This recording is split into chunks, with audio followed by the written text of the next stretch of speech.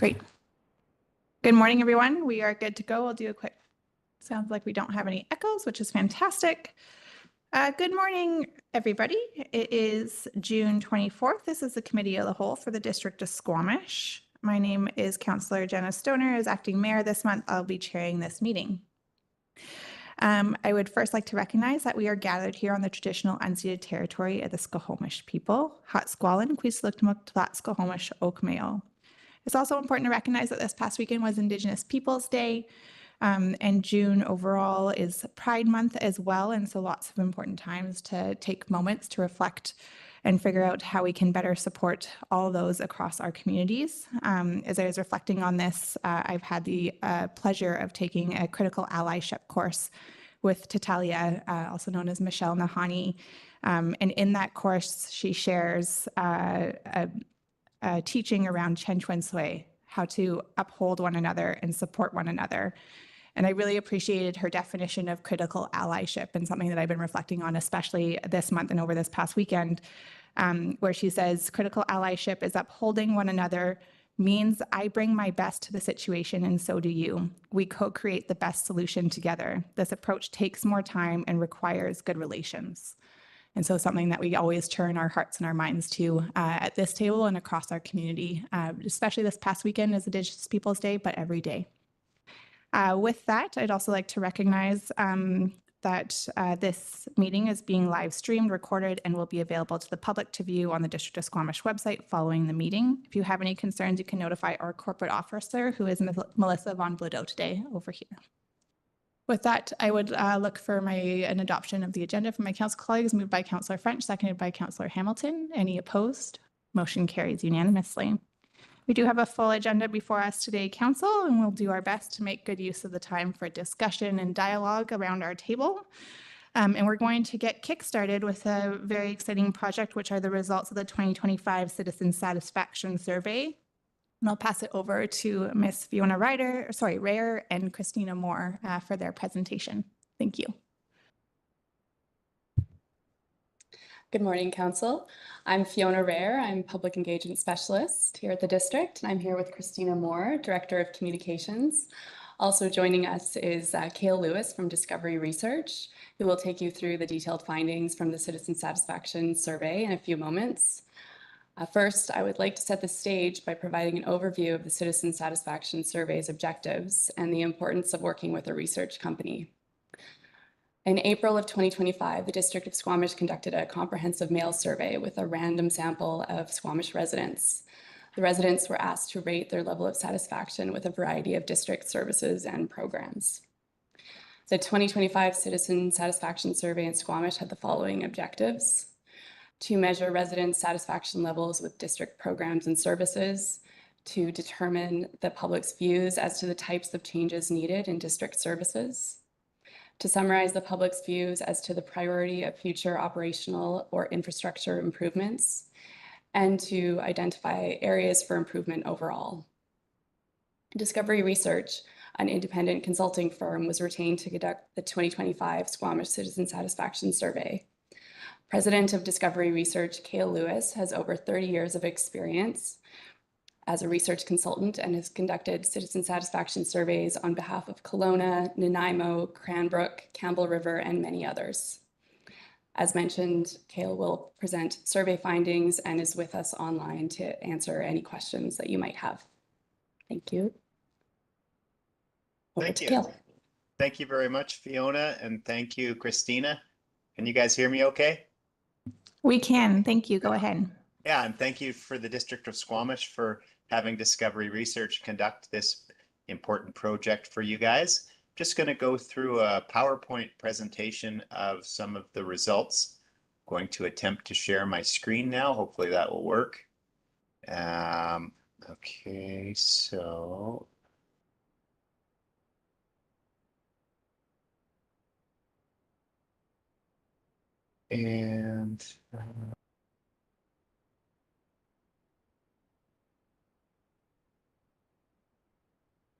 there is that. Can you guys see that? We can, and you're in presentation mode, so please go ahead. Thanks. Okay, great.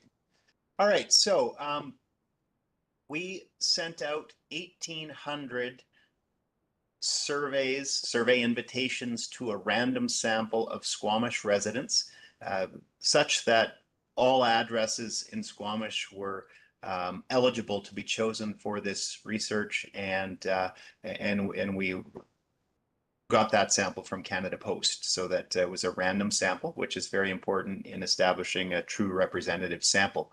We ended up getting 403 completes back, which is a response rate of 22%, and statistics generated from this sample size are plus or minus 4.9% at a 95% confidence interval. In conjunction with our statistically representative mail survey, we also offered a public survey, which was open to the general public. Anyone could complete this survey, and we kept the results from the public survey separate from our mail survey results. And the public survey results are also presented within the report, but they're a separate column in the appendix of the report. The survey results were weighted. We applied a weighting to the actual mail survey results to ensure that the sample that we collected was completely representative of the community. Our unweighted sample was slightly skewed towards the group of 45 to 64. So we weighted it down a little bit so that the actual results that we presented in the report are exactly the same as the census results for the different age categories as taken from the 2021 census. Okay, getting into the body of the results. Quality of life section, we asked a number of questions related to quality of life. How would you rate the following aspects of living in Squamish? So we'll just take a look at the top three. The overall quality of life in Squamish was rated as good or excellent. 51% said good, 18% said excellent, giving a total rating of 69%. A place to raise children got a total positive rating of 70%. And a place to be involved with the community got a rating of 64%. Those were the top three. And then the lower three, a place to age in place got a rating of 36%. A place to work got a rating of 32%. And a place for 19 to 34-year-olds to establish themselves got a rating of 29%. Please rate your level of agreement with the following statements. So I feel safe in the community. 62% agreed with that, and 23% strongly agreed with it, giving a total rating of 85%, or an agreement rating of 85%. Squamish is inclusive and accepting of all. That got a total rating of 74% agreement. I feel optimistic about living in Squamish. 56% agreed with that statement. The District of Squamish listens to citizens and encourages their involvement in making decisions. 43% agreement. The District of Squamish decision makers have the best interest of the community in mind. 40% agreement. I receive good value for the municipal taxes I pay. 37% agree with that. Compared to 5 years ago, how do you feel the overall quality of life in Squamish has changed? 11% indicated that it improved. 21% said it stayed the same. The majority, 58%, have said it worsened in the past 5 years. And of those 58%, the 231 respondents who indicated that it worsened, we asked them, why do you feel the overall quality of life in Squamish has worsened? The number one reason was that amenities, infrastructure are over capacity. 44% gave that reason. Affordability and the cost of living was provided by 33%. Overcrowded, more traffic, less parking was provided by 29%. Have you experienced accessibility barriers, ongoing or temporary, due to injury, to access municipal buildings or public spaces, and/or do you feel excluded by the district services and programs? The majority said no, 75%. They they didn't have accessibility barriers. 25% indicated they had had at least some accessibility barriers in the past or presently. In your opinion, what is the single most important issue facing the District of Squamish that you feel should receive the greatest attention from local leaders? This was an open-ended response. It's a pretty important question. It's kind of the top of mind, most important issue that residents feel should be get the greatest attention. In this case, 38% indicated that amenities, infrastructure, and services need to keep up with the pace of growth. 22% indicated that housing affordability and the cost of living was their number one concern. 14% said improved parking, traffic flow, and transit, and 12% provided a reason of economic development. How important are the following District of Squamish? How important are the following for the District of Squamish to focus on? So the number one that was important was protecting natural areas and habitat connectivity. 96% felt that was important. Continuing investing in operations and maintenance of aging infrastructure. 92% felt that was important. Work with partners to address local housing affordability crisis. 88% felt that was important.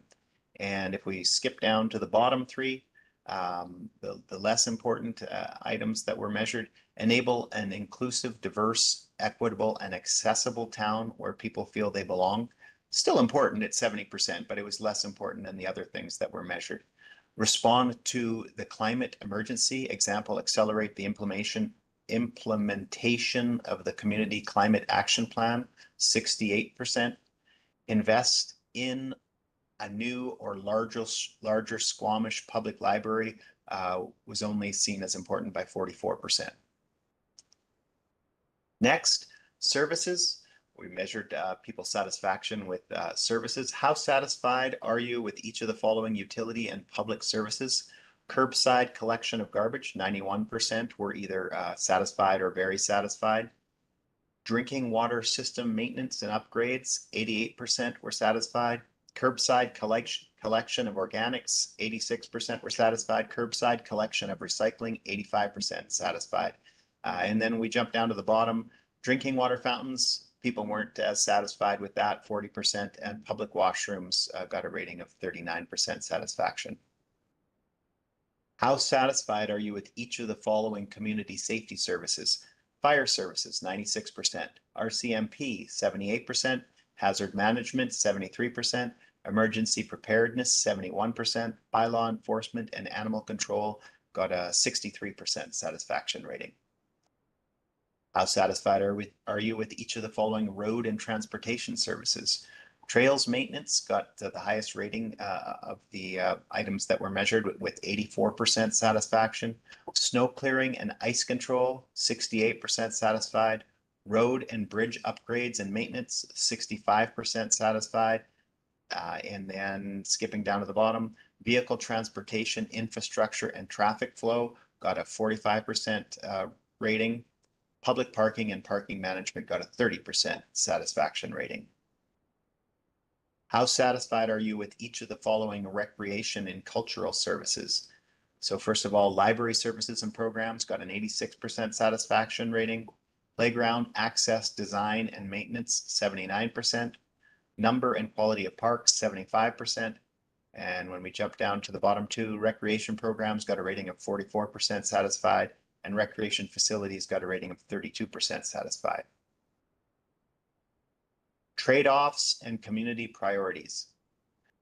Given that council must balance rising costs to maintain delivery of current municipal services, maintain and upgrade infrastructure, and service debt on new facilities, which of the following would you like the District of Squamish to pursue? The most popular answer was 43% said maintain current service and investment with increased tax. 19% were not sure. Cut or reduced services to achieve less of a tax increase only received 18%. And then some people provided other reasons. The top other reasons among this 20%, 38% indicated that council should require developer contributions, 18% said to improve efficiency and reduce waste, and 15% said reprioritize spending. If you had to cut or reduce municipal services, which municipal services would you consider acceptable to reduce? So this was a multiple response. They were allowed to check off more than one response. Parking management was something that would be acceptable to reduce by 44%. Zero waste and greenhouse gas reduction programs, 39%. Animal control, 34%. Invest in active transportation infrastructure, investment in active transportation infrastructure, 31%. Community grant programs, 30%. Housing. Do you feel you have housing security? 79% said yes, 21% said no. Please explain why you feel you do not have housing security. So of this 21%, the people that don't feel secure, they indicated it was because of rental insecurity, 34%, affordability and general cost of living, 19%, inability to move or upgrade, 14%, and so forth. Do you know about rental housing programs offered through local organizations, Sea to Sky, Squamish Housing, that aim to be attainable to local incomes with a range of rents that do not exceed 30% of the household's annual gross income? So 48% indicated they were knowledgeable about those, aware of those programs, and 52% said they weren't aware of those programs. Current District of Squamish policy prioritizes this reduced rent housing for people who work a minimum of 20 hours per week for a Squamish-based employer. Do you agree or disagree with requiring people to work locally? 82% agreed with that policy, so a strong support of that policy. Employment. If you are employed, where do you work? So among the people that had previously indicated they are employed, 42% said they worked in Squamish, 20% indicated they work remote from home, 11% indicated they work in the Lower Mainland. For some reason, 9% said not working after they had already indicated they were employed. And then we've got other 9% and so forth. So the majority of people either work with in Squamish or remote from home. Have challenges to securing childcare impacted your ability to work? 25% said yes, 20% said no, and 55% for this particular question said not applicable. Climate adaptation and mitigation. Would you pay the following amounts for increased curbside collection services? So among the people who provided an answer, $100 annually. So people would pay $100 annually for glass and soft flexible plastic package collection one time per month. $20 annually for weekly organics to extend March to November, 16%. $50 annually for soft plastic packaging collection one time per month, 10%. And then $50 annually for glass collection one time per month was 10%. And then 61% said none of the above options. District responsiveness. Please rate the following provided by the district staff during your most recent contact. So among the people who had had contact with district staff in the past year, they were asked to rate friendliness, treated you fairly, competence, listening skills, and so forth. Overall, fairly good ratings. The only one that was below 50% was went the extra mile, and that received a rating of 36%. But overall, the staff was rated well. And then just some characteristics of the final sample. How long have you lived in Squamish? 3% less than a year, 30% 1 to 5 years, 39% 6 to 15 years, 10% 16 to 24 years, and 18% 25 years or more. And which of the following age categories you fit into? 19% were 18 to 34, 36% were 35 to 44, 19% were 45 to 54, and 11% were 55 to 64, and so forth.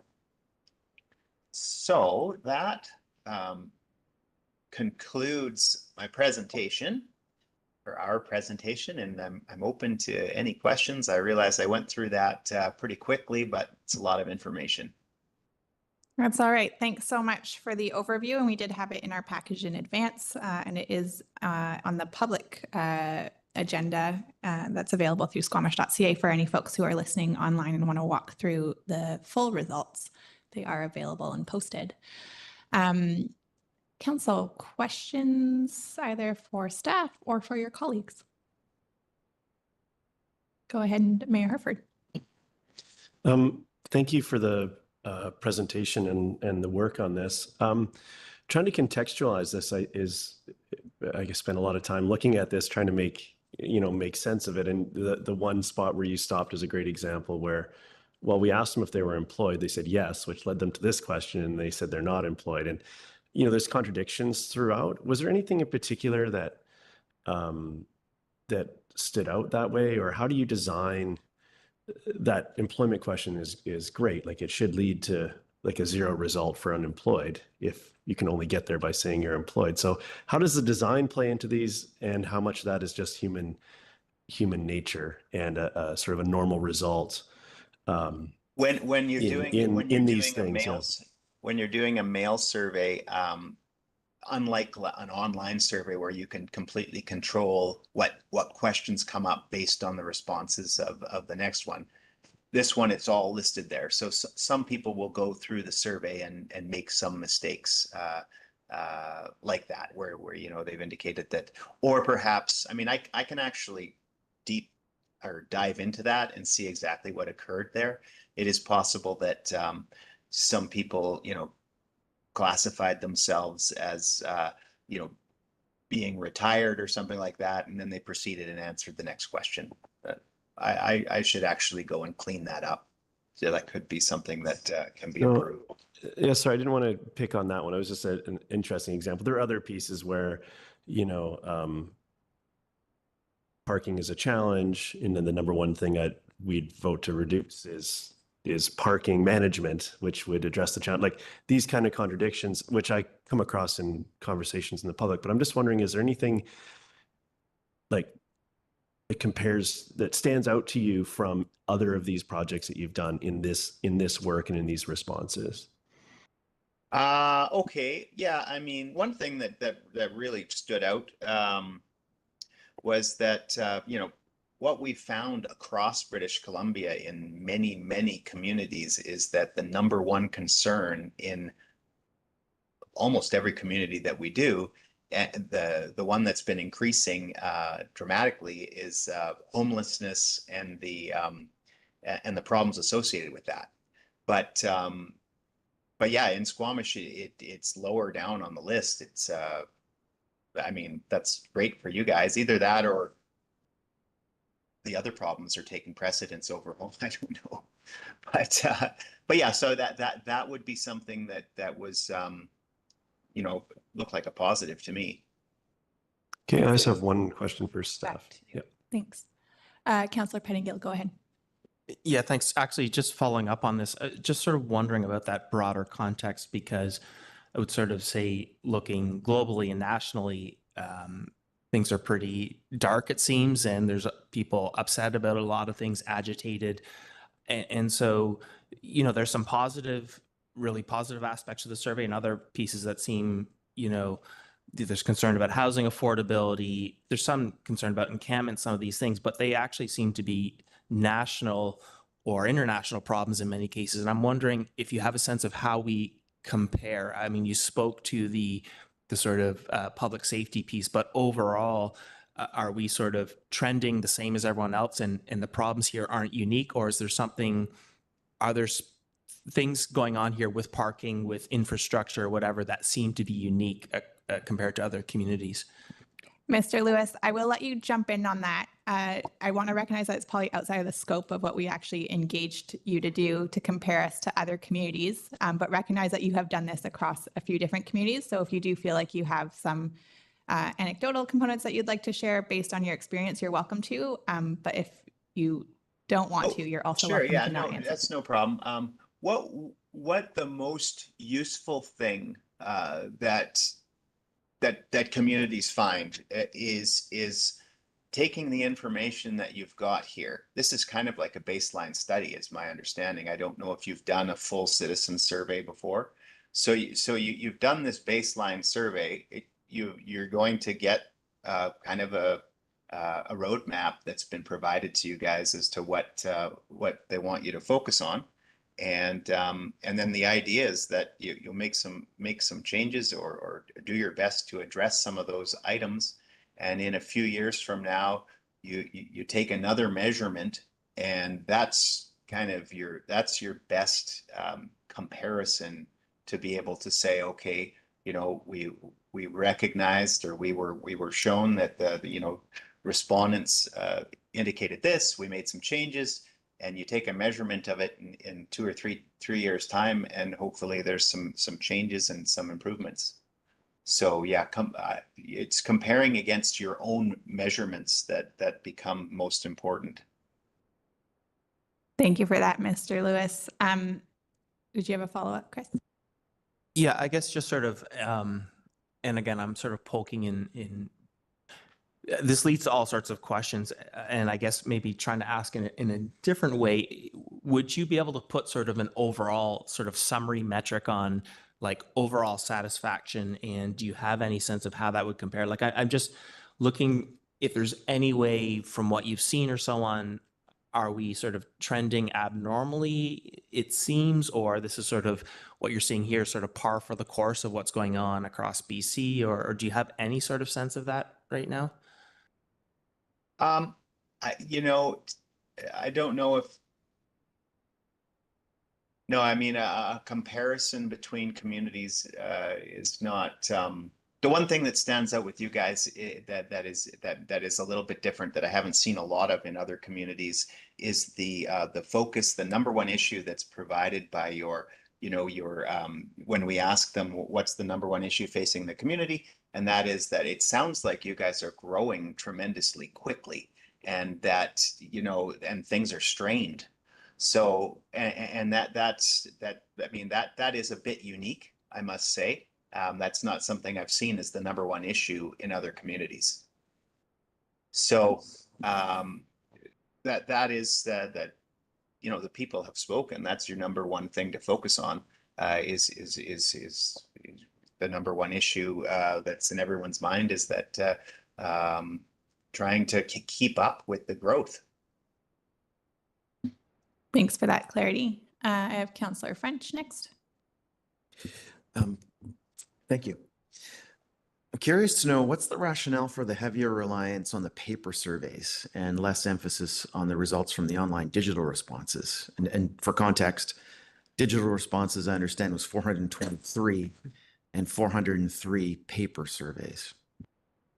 Well, yes and no. So the 403 is actually a combination of mail surveys, paper surveys, as well. In our approach to people, we included an online option. In the cover letter, we provided a QR code, so they could complete the paper version of the survey by using an online version of the survey. That is a different online link than was provided for the public survey. So our 403 respondents are actually a combination of some paper surveys as well as some online responses, but those are all generated from the random sample methodology.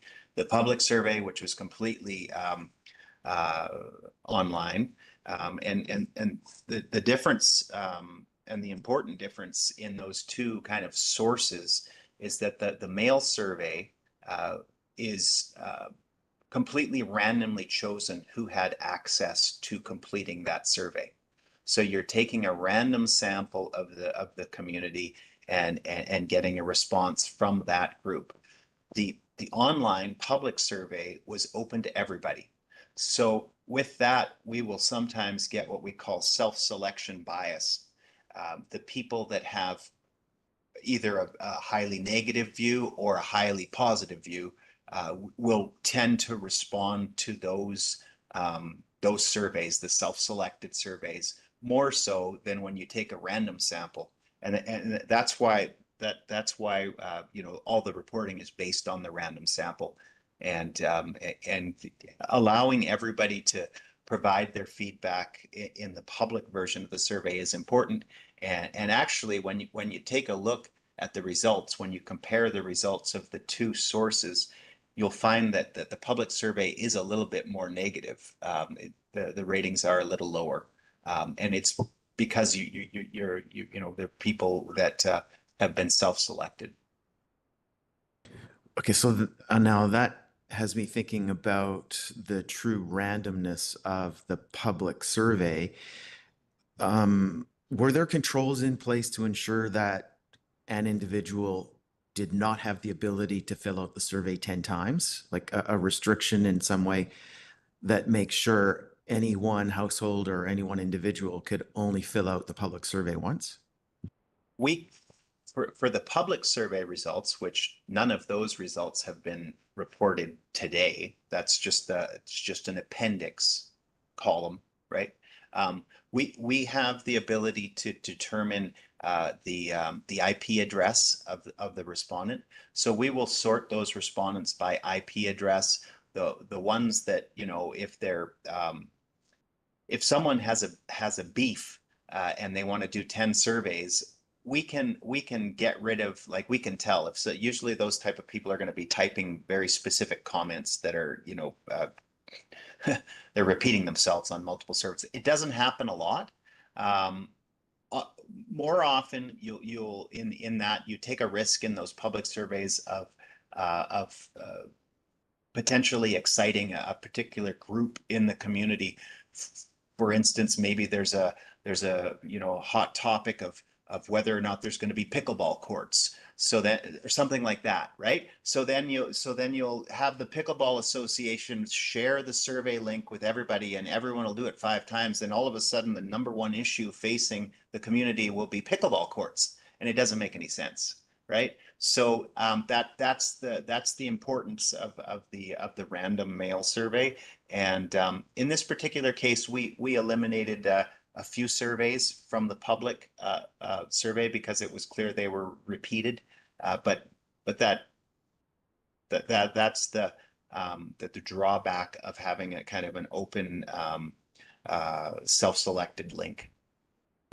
Mr. Lewis, sorry, can I just seek clarity, some further clarity on Councillor French's question? On the randomized survey, were there barriers in place so that folks can, like, do the mail survey as well as fill out, like, follow the QR code and do an online survey? Yes, we did have an ability to track that, assuming okay that they entered the contest twice. We can also tell from responses that, you know, if someone is motivated to do a survey twice, they're usually going to provide the same responses in the open-ended questions. And usually they're elevated about some issue. So that's how we would identify that. Thank you for that clarity. Councillor French, follow up. I love that you chose pickleball, because this counselor is currently injured from playing pickleball. Yeah. One more curiosity, with the paper surveys that were submitted, if it was tracked, I'd love to know a little bit about how they arrived, like dropped off in person at Municipal Hall, sent through mail, telegraph. In the outgoing survey package, we include a cover letter, we include a printout of the survey, and we also include an actual postage paid envelope that was addressed to our office here in Vernon, British Columbia. So those people filled out the survey, put their completed survey in that envelope, and dropped it at a mailbox, and they came back to our office. Okay, and in thanking you, I also want to share that I found the data and the information very valuable. Right on. Thank you. Mayor Herford, I'll go back to you. Thank you. So my question is about the difference between the random selected and the self-selected. I just wondered, and this is to staff, were there any topics in my sort of quick assessment? I thought it was quite surprising the numbers were close. I thought we might see a bigger gap because of the kinds of things we've been talking about, where people that self-select tend to be really excited about a particular area or something. Is there an area, and it also, I think it reflects that the communication's getting to the right, that we can rely on those online self-selected, feedback tools and so on. But was there any area where there was that wasn't true, or staff felt there was a sizable gap between the random selection and the self-selected that we could address, whether that's through communications or other specific actions?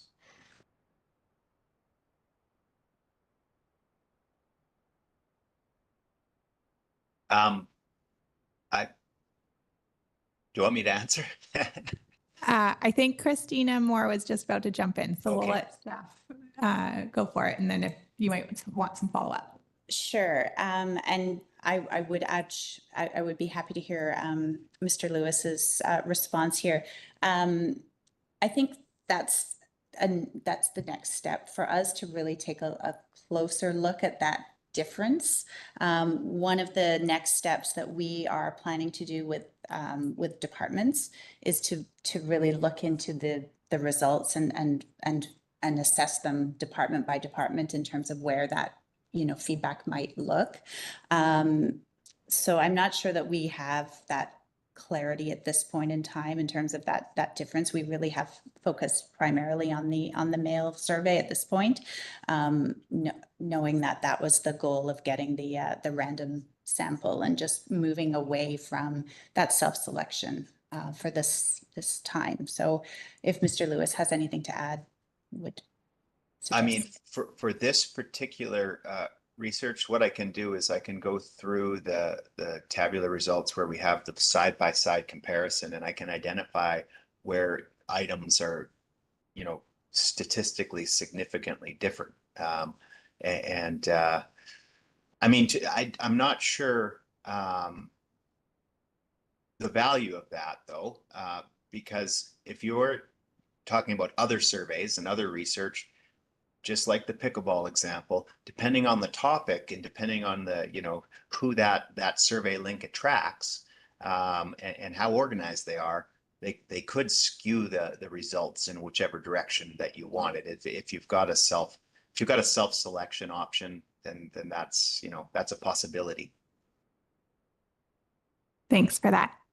I did have a few questions myself. I am curious about, not to compare ourselves to other communities, but Mr. Lewis, about the response rate. So at 22%, does that, based on your experience, feel high, low, kind of average? Ideally, Average. Average. You mean it may be a tiny bit lower than whenever we're planning these for this particular methodology, we're looking at around 25% is what we will kind of plan on. So usually we would recommend 1,600. Someone there was very smart to indicate that 1,800 is what they wanted to go to. I don't really recall how we came up with that number, but yeah, I mean, that being said, we've had other communities that have had like 32, 36. We even had 40% response rate with this methodology. So yeah, I mean, it's a good response rate, 22% for sure. Yeah, thanks for that. It's always helpful to kind of get a temperature check on that piece. And obviously we'd always love more, but yeah, 22% I feel like is reasonable. And then I think a question to staff, you spoke a little bit about next steps in terms of kind of pulling out some of the department specific feedback. Are there any other components that you feel like are notable next steps of this particular project? I think Councillor Pengil asked if we had done this previously or if this is the first time we've done a citizen satisfaction survey of this kind. Is it something that we would repeat on an ongoing basis? Are there any reflections on that yet? Through the chair, we did a survey, a citizen satisfaction survey in 2012, which is obviously a long time ago. So to Kale's point, this is essentially a baseline study, a new baseline study and roadmap. And we really look to your insight and feedback around how often you would like to conduct a study. Typically, citizen satisfaction surveys run every 4 years. In some communities, they run every 2 years. That's pretty standard. But yeah, we're really excited to measure the results over time. And then to answer your other question, we have a meeting Thursday, with the CLT to figure out how to integrate the results with all the departments. So we'll know more after that. Great, thank you. Council, any further questions? Councillor Hamilton, go ahead. Yeah, thanks very much. Question perhaps to staff and Kale, depending on where expertise lies. So you mentioned that doing a satisfaction survey every 2 to 4 years was sort of the norm. Is there, obviously the cost of a survey is one disadvantage. Are there other reasons we wouldn't move to doing an annual survey? From a sitting in this seat, it would be great to see more than, for example, if you're on a 4-year cycle as a councillor, you only see 1 or 2 citizen satisfaction surveys. So sitting in this seat, it would be valuable to see more of them. Is there a big disadvantage that, other than the cost, to requesting more citizen satisfaction surveys, like once a year? Through the chair, I'll start and then maybe ask Mr. Lewis to jump in. Yeah, I think one of the things we might look at is resident fatigue in terms of just our ongoing public engagement opportunities. That is maybe one aspect we would consider in terms of just the time frame. But at the same time, there is with the number of responses that we received, it maybe isn't as a significant burden for another 400 or 500 people to fill out a survey once a year. I think our intention around getting this started was balancing the cost and resourcing with developing some benchmarks and hitting that. We're a little bit late for midterm council term, but giving council some more baseline feedback through the random sample, kind of around the midterm, to compare to some of the more self-selected surveys that we do throughout different projects and whatnot. So we would certainly be open to a more frequent rotation. If that was something that council wished to see. It has been really great working with Mr. Lewis and his team, and having that expertise, adding to our work has been incredibly valuable. So I might, if there's an opportunity for Mr. Lewis to add in, just in terms of your experience with other communities. Sure. And other frequency. Yeah. Generally, every 2 years is the average. We have some communities that have done every year, and what I find is that there's not enough time for you guys to have made some changes and for them to have taken effect. So you don't get as much change in the ratings or the responses if you're taking a measurement every year.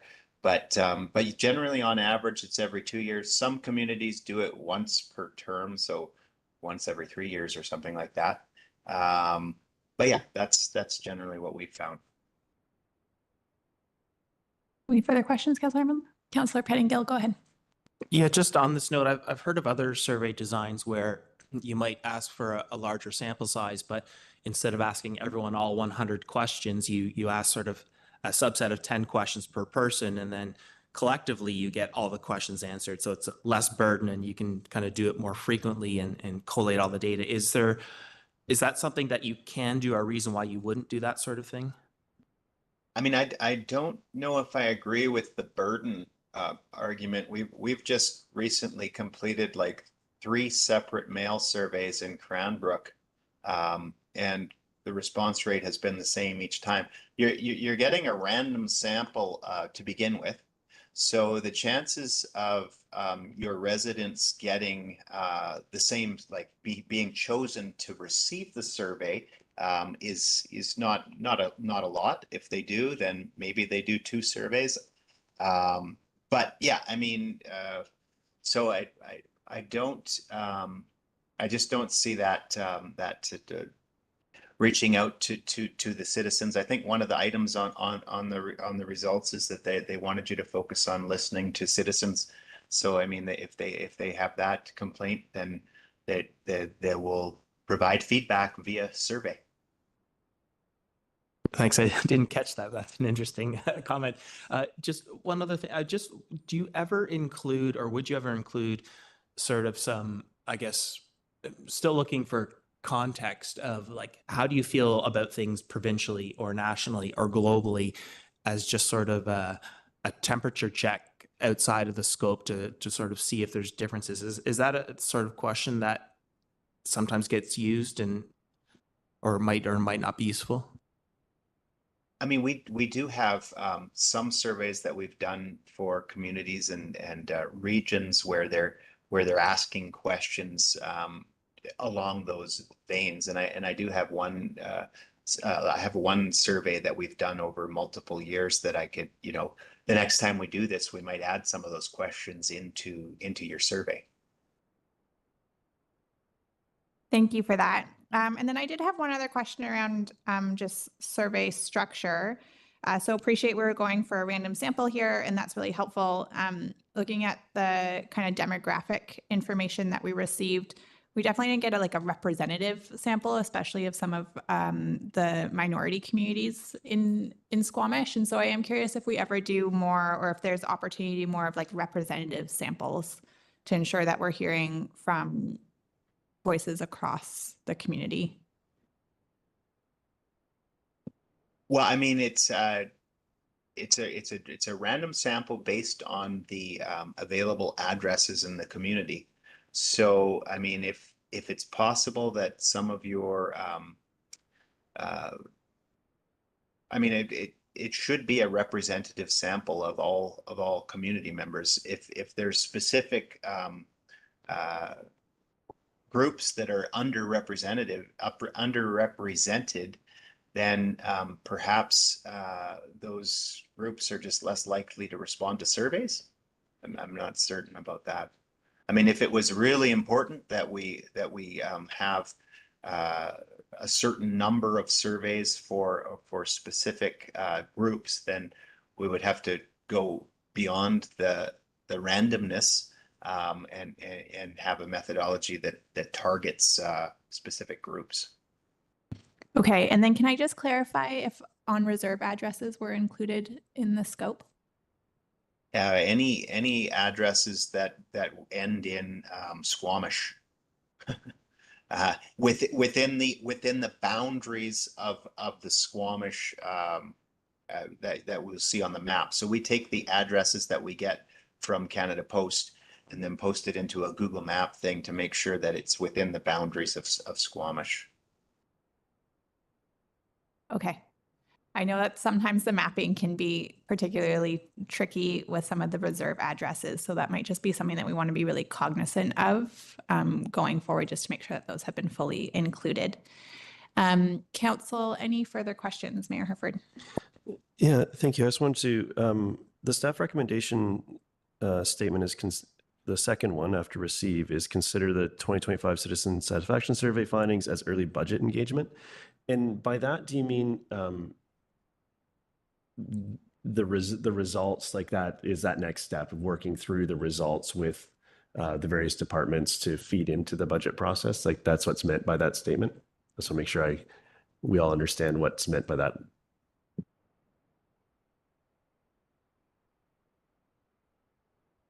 Through the chair, yes, exactly. Particularly the sections pertaining to the budget and the community priority section could be viewed as early budget feedback. And it's, yeah, that would be a benefit of running this survey every few years for sure. Well, thank you. And you bridged to my second question, which at this point, where are we at with the frequency, and where would we have that discussion around, I know we're moving to longer budget cycles and so on. So, or further financial planning. So where do we have that discussion around what would be a useful frequency ongoing?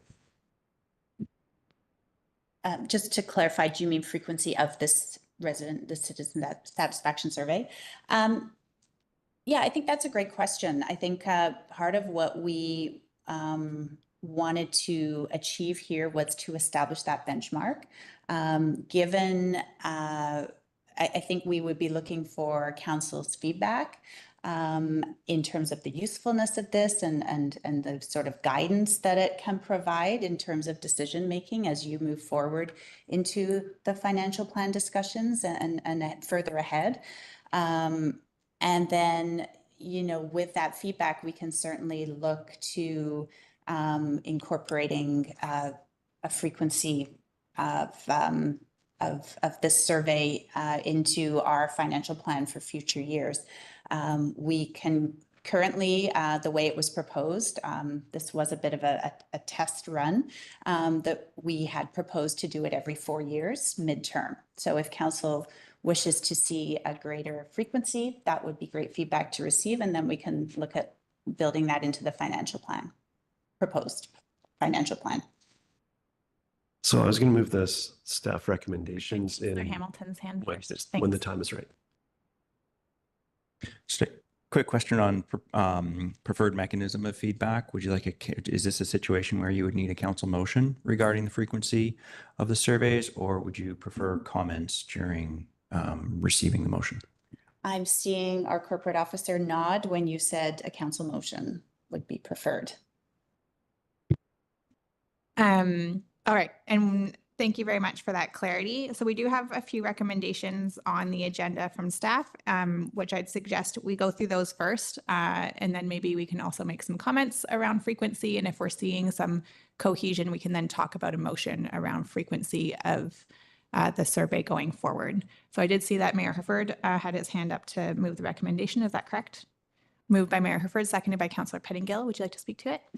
Yeah, thank you to everybody on the team for this work, and also for everybody that filled these out. I think it's a great piece of information. And as much as it was, I think any good answer to a question sort of triggers 100 other questions. And I wanted to have so many conversations with some, with the community on all these pieces. And I do think that a frequency of maybe 2 years, I'd like to see another one soon so I can compare it. I don't know what's the highest percentage satisfaction with taxation that you'll ever see. Maybe we're already exceeding that. Like, there's so many questions here that I think having something quickly to compare it to. So a 2-year cycle, at least initially, was where I would like to be, because I think there's a bunch of context missing that would really help me understand that. I also think that perhaps in the second piece here of the motion around considering this early budget engagement, I'd really like to see what impact this has with staff and how useful it is on that side in making recommendations to us through the budget process before I commit to a specific frequency. Right now, I'm leaning, I think earlier would be better, particularly on this first one, to be able to contrast but I'd be hesitant to be too prescriptive on that at this point. But I'd like us to get through to get to a decision on this maybe during the budget cycle, just to weigh the value of it from sort of the full cycle of its impact. So that's where I am. Thank you. Thank you. I'll go to Councillor Pettingill and Councillor Hamilton. Yeah, thanks. Just really excited to see this. Love digging through the details. Like the mayor, I had 1,000 questions for every piece of information in there, and there's contradictions that I really want to understand better. And I think this has got me thinking something that's been in the back of my mind for a little while. But we had gotten away as a council from community committees or working groups and so on. And I wonder if this is an opportunity to re-engage some of those.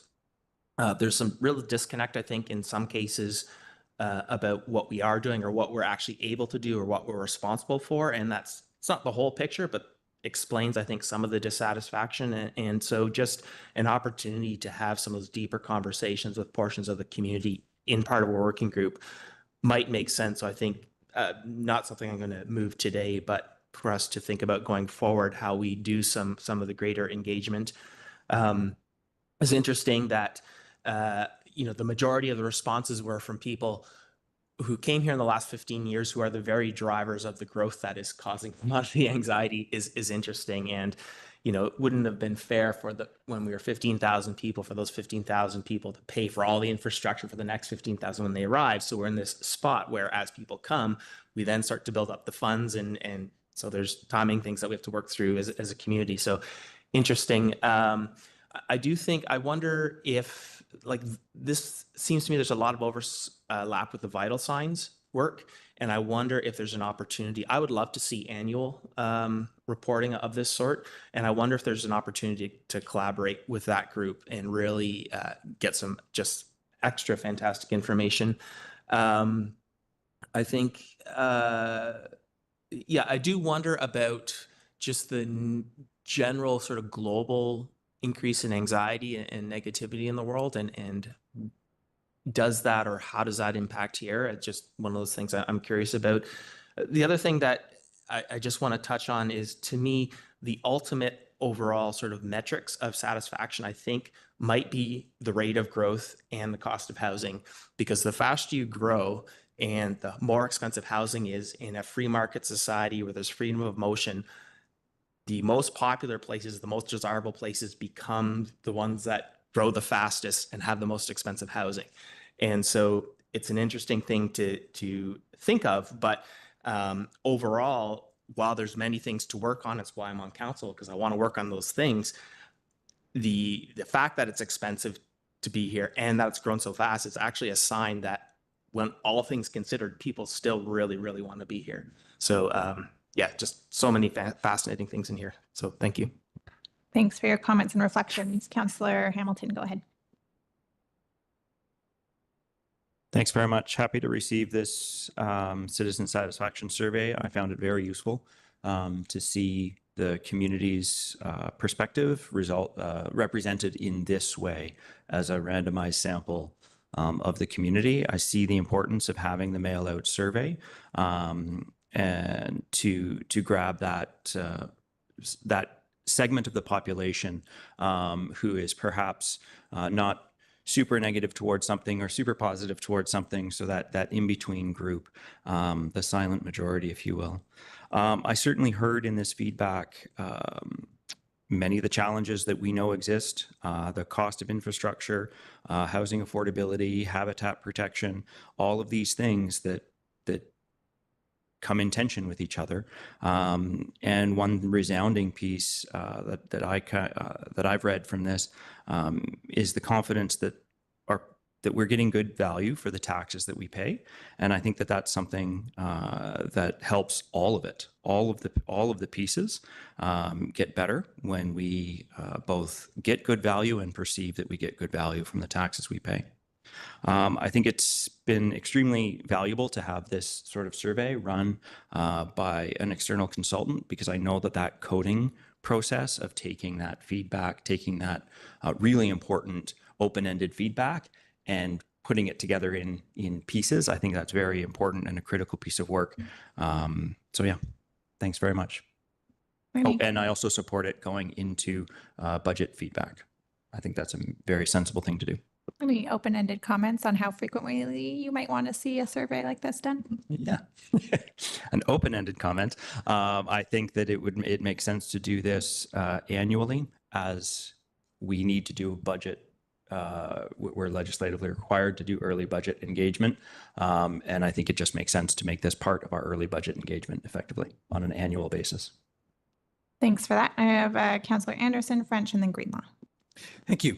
On the matter of the frequency of the survey, I'm actually initially supportive of staff's suggestion or the idea that staff has considered of a survey every 4 years at council midterm. Two reasons. We recognize that there are other complementary survey initiatives, such as vital signs that my colleague has referred to, and whether we might dovetail or work together with that is another question. But more importantly, we are going to be undertaking some master plan updates and reviews in the near future. Pending master plan updates involve recreation and cultural facilities. We may do two, or they may be combined. I don't know. We have to discuss that. But that is one that will probably involve a public survey. So I think we need to consider what other survey needs and opportunities are going to come forward and make sure that there's a balance of how often we're going to hit the public with these exercises. Thank you. Thank you, Councillor French. Thanks, Chair. In supporting the motion, I want to share that as I reviewed the survey, I had the same thought as one of the people that commented in the survey. Many of these questions, I'm quoting here, many of these questions need a not applicable, NA option. How can one have an opinion on the speed of permits or availability of access to animal control if one has never applied for a permit or called for animal control? I think this is a good point. And I found myself trying to figure out what some of the question results really mean. And like some of my colleagues, really found myself with more questions based on the answers that I saw from our residents. I also found myself becoming increasingly frustrated with the term infrastructure. Like affordable, that word has become almost meaningless. Ask 10 people what infrastructure is, you get 10 different answers, and of those 10 different answers, they could vary quite a bit in what they feel infrastructure is. And this becomes increasingly complicated when the word infrastructure prompts people to talk about hospitals and schools, things that we have no control over that really don't help us when we're considering results from surveys like this. Two things that jumped out at me. I was surprised by the statistics around the number of people who apparently don't commute to Whistler. The results in the survey were shockingly low. So that segment of our community seemed to be quite underrepresented. And the survey also made reference to languages spoken. And in that particular question, there was no representation from other languages. Like English was 90-something%, and then the next highest was Spanish. That just boggles my mind when we have a huge Filipino community here that speaks that language, and Punjabi community that has that language, and that showed up as, I think, 0% in the results. And my thought on frequency for these types of, I like every 4 years at midterm. Well, that's my preference. I see the value in doing it more frequently and wouldn't be opposed to more frequent than every 4 years. Thank you, Councillor Greenlaw. Thanks. First off, thanks for all the hard work on this. It's really useful information for us. And I do think that surveys like this should be undertaken as frequently as possible, essentially. I'd be curious to see the cost of rolling it out annually with the early budget engagement, as Councillor Hamilton had mentioned. To me, it's a nice little report card of how the municipality is performing, and I'd like to point out what jumped out to me in reading this. Public trust is low, specifically looking at the level of agreement question with the district listening to citizens and encouraging their involvement, and that we, the decision makers, have the best interest of community in mind, which basically had 57 and 60% less than in agreement with. Respectively, and with 44% of respondents not feeling optimistic about living in Squamish. Those two pieces kind of made me sad, especially because I do try to tell everybody that I think everybody around this table really does have the best interest of this community in mind, and that's not always the case with the council. So that was a bit distressing to me. But the major feedback that I see is that people are uncomfortable with the rate of growth, in particular with regards to our available amenities and infrastructure. and that 38% of respondents want to see more contributions from developers, which, just as a temperature check for the community, we've had, and correct me if I'm wrong, but at least 2 developments coming forward recently requesting variances to improve the financial viability of their projects, which sometimes comes at the cost of parking. And I will point out that 70% of respondents are less than satisfied about our current performance on the parking situations. And again, just building on this, I'm not sure if others have read the news that's coming out of Vancouver recently, but Vancouver has been reconsidering how they and what they're asking as contributions from developers to reduce the financial burdens on developers as they're having projects failing to materialize as a result of financial realities. So just putting those pieces of that kind of complicated puzzle out to the public. Another piece that really stuck out to me is that more than half of the applicable people having in responding have securing childcare as an impediment to work, which takes a toll emotionally for these families to not be supported, and the burden tends to fall more on the women. But also will have ongoing financial impacts on women who pause or give up their careers because they cannot find or afford childcare, which impacts the family's earning potential long term and therefore their affordability for these families to remain in Squamish, which could be what is being reflected in the housing impact respondents saying that they have growing families and can't afford larger homes. Could be part of that. And I know we're all cognizant of these issues, and I think that, but I still think documents like this that piece it all together in one place is really valuable for us to just understand how it's being impacted in the community, or how it's being received in the community. I also wanted to point out the popularity of the Zero Waste program and the online services that the district is providing, and happy to see the satisfaction with fire services, RCMP, hazard management, emergency preparedness, which is great that people are confident about emergency preparedness and bylaws. So thanks to all the folks doing that hard work. The community clearly appreciates you. Thank you. Thanks for those comments. Did you have any comments around frequency, or did I miss that? Well, I said I wonder about the financial, but I do wonder about the midterm, because I feel like this information would be useful to get earlier in a term for a council, but that's what I would say. Thank Thanks. you. I'll make some comments and I'll come back around to Councillor Pettingill, and also recognizing that, unsurprisingly, we are over time. So I'll try and keep my own comments short. Similar to my council colleagues, I'm happy to support the recommendation and the motion on the floor. Receive this information, the detailed citizen satisfaction survey results. I'm personally very excited to see this. I feel like this is something that I've been pushing for a few years, and so I'm really excited to finally see the results. For council colleagues who we may not remember, this is about a $25,000 budget line item that we included. So I would suspect it might be a little bit leaner than that, given that we've gone through it once, but also the cost of inflation, I'd suspect it'd probably be about $25,000 a year to keep it in the budget. So something to consider if we think about a follow-up motion on frequency. On that, yeah, I'll leave that there and talk about frequency if there's a motion put on the floor following this. In terms of what we're seeing, I think I hear my council colleagues in terms of the complexity of wanting to know more. I read a book to my 3-year-old daughter every night called Ada Twist Scientist, and there's a line in there that one question results in 3, and some of those resulted in 4, and that is what happens here in surveys, and it really is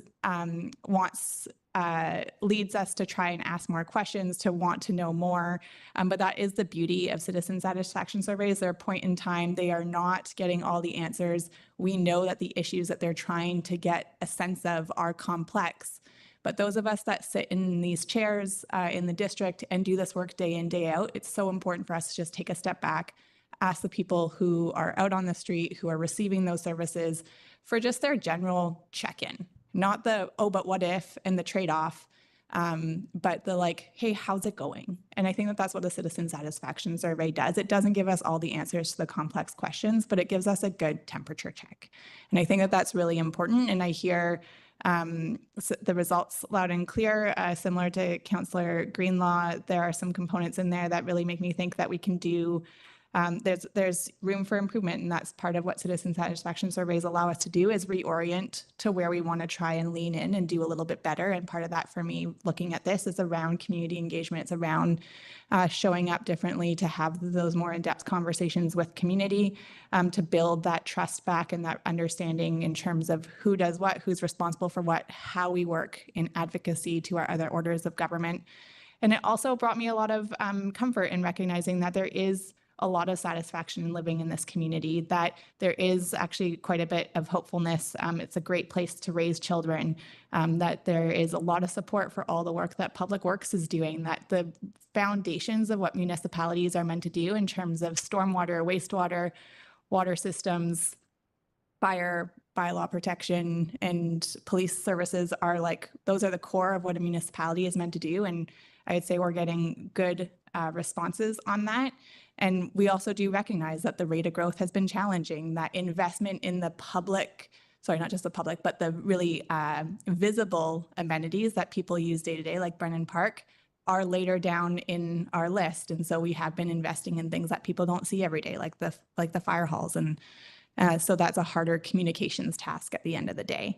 But I do think that this is super important. I personally would like to see it every 2 years. I think that annually is a little bit too frequent to actually get substantive results back, given just the complexity of the nature of some of these questions and actually getting improvements over time or changes over time. But we'll leave that to a future discussion. And I think I will leave my comments on that here, and I'll go back to Councillor Pettingill.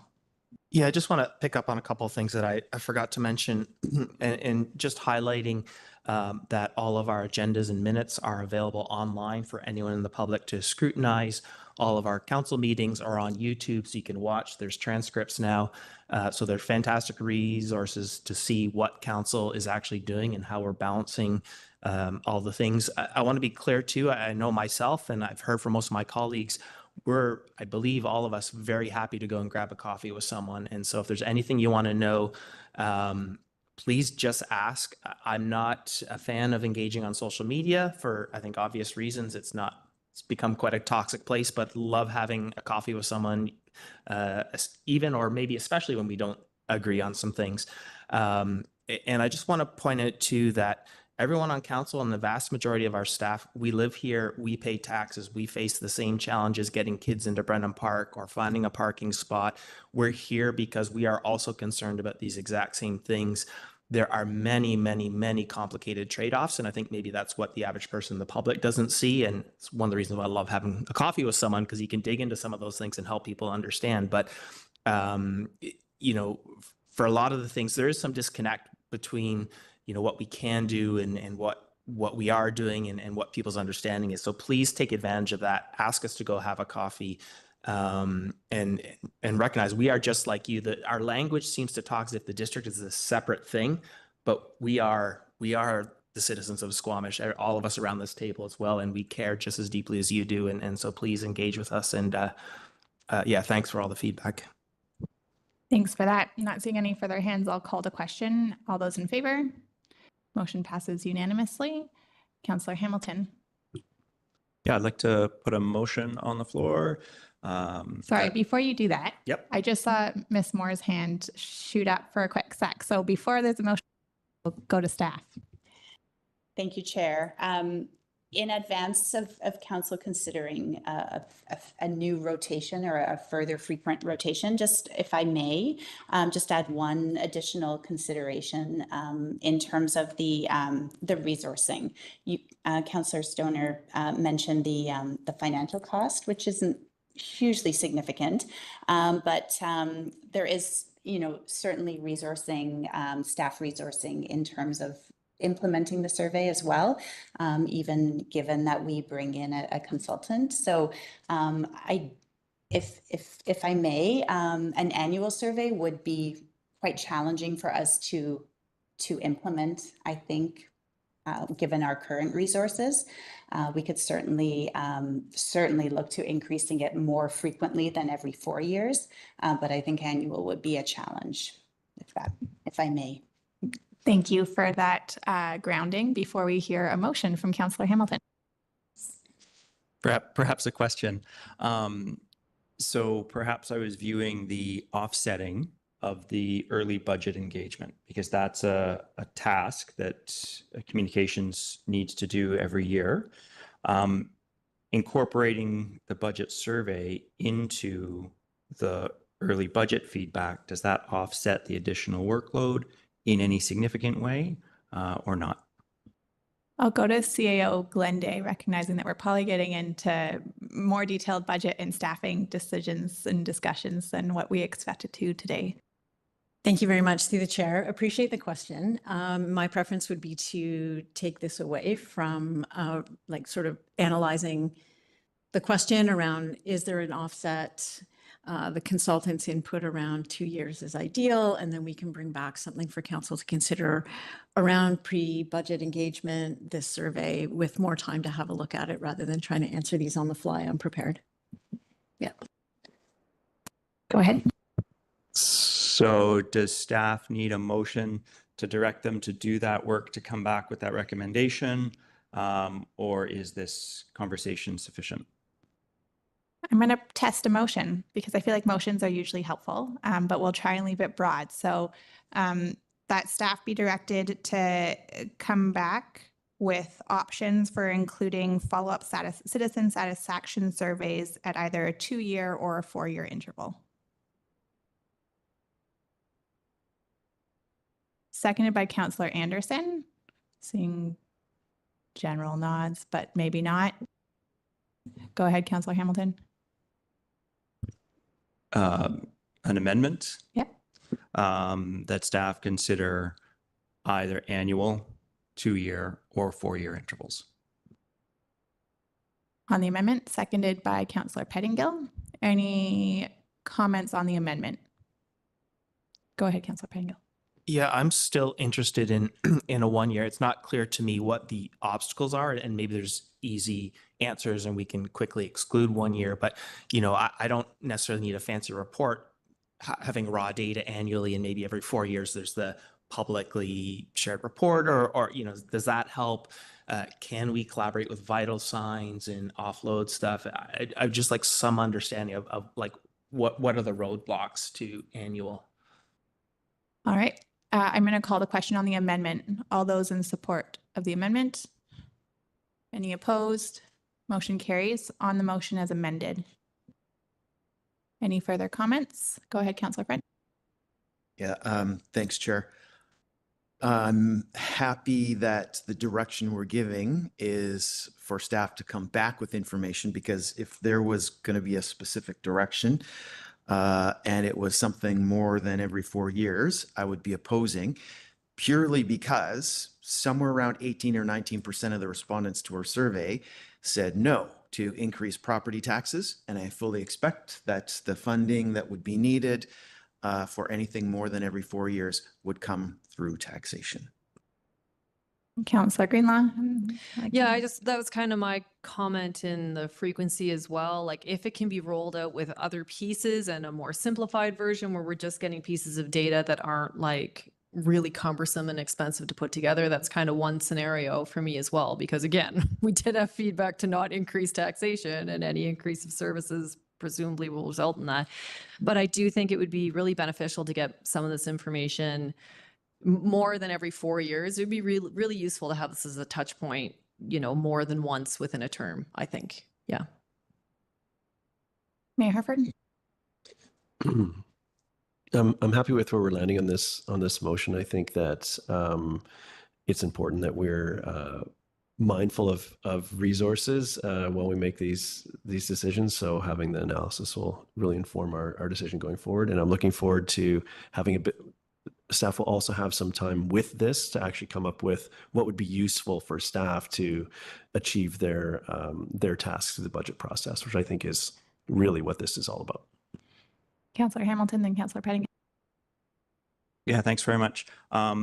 Absolutely in support of the motion to direct staff to consider this. My preference at this moment, with all of the uncertainties that staff are going to uncover, is to move towards more frequent, potentially annual citizen satisfaction surveys.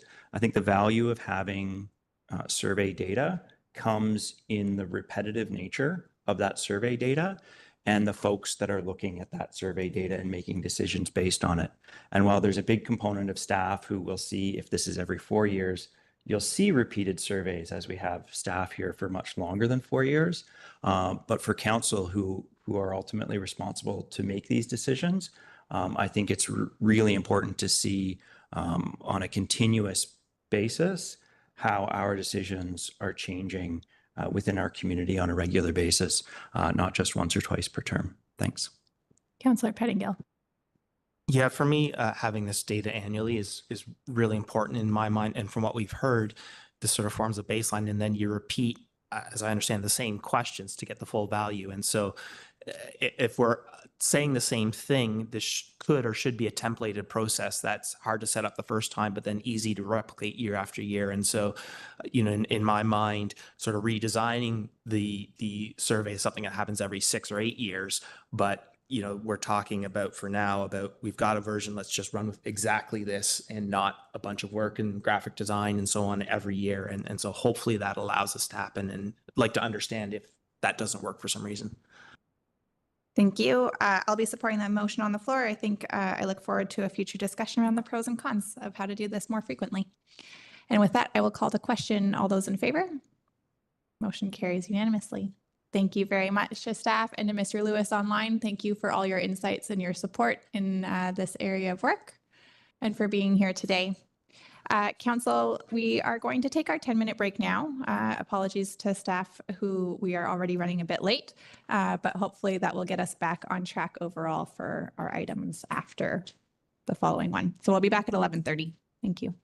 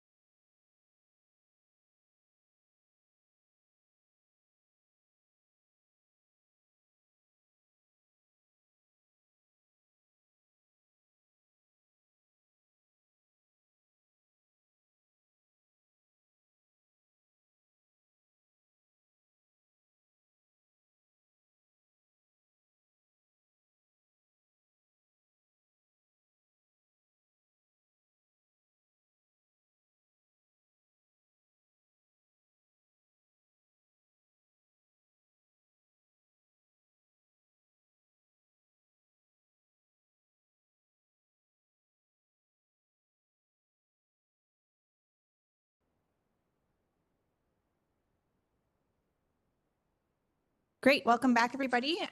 We are in the Committee of the Whole for the District of Squamish, Tuesday, June 24th, and we're on item 3.2 of our agenda, which is the Steep Slopes Development Permit Area.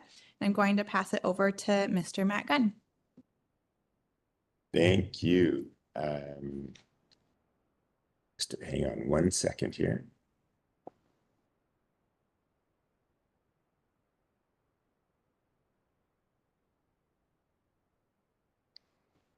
Good morning, Mayor and Council.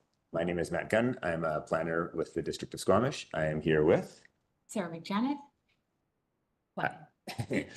Today, we are here to discuss a proposed approach for development of a steep slope development permit area. I'll start with a brief description of the background to the project. Our current OCP policies address several aspects of steep slope development. A slope stability assessment should be prepared for development proposals on sites greater or equal to 25%. Those reports are intended to identify slope stability hazards and proposed mitigation measures. The OCP includes policy that enables the district to require those reports through a development approval information designation. Other policies stipulate the grades for specific land uses.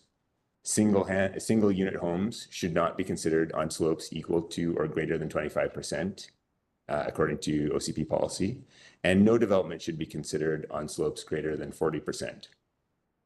Finally, there is policy to support developing a steep slope DPA in consultation with relevant community partners, and that policy is what we are here to address.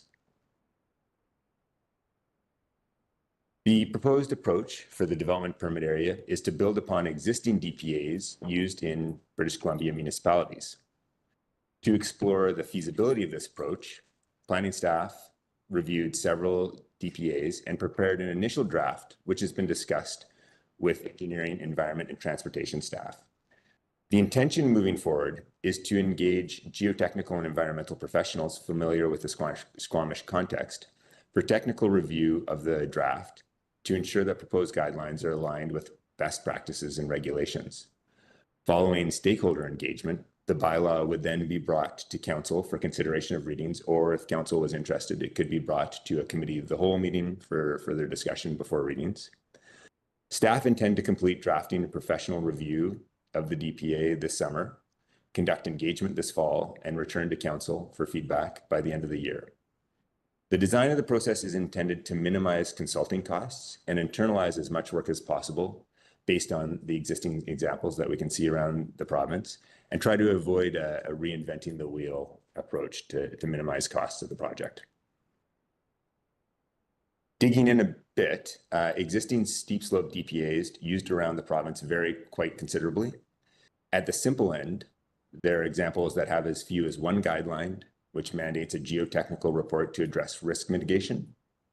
At the complex end, they can have over 100 guidelines that address a wide range of topics, such as those identified on the screen and in the report. I won't read through them, but there's a broad range of kind of aesthetic, environmental, and hydrogeological components that they can address. Staff propose a fairly focused DPA with between 10 and 20 guidelines that provide clear site planning and design direction without adding cumbersome or poorly integrated regulatory layers.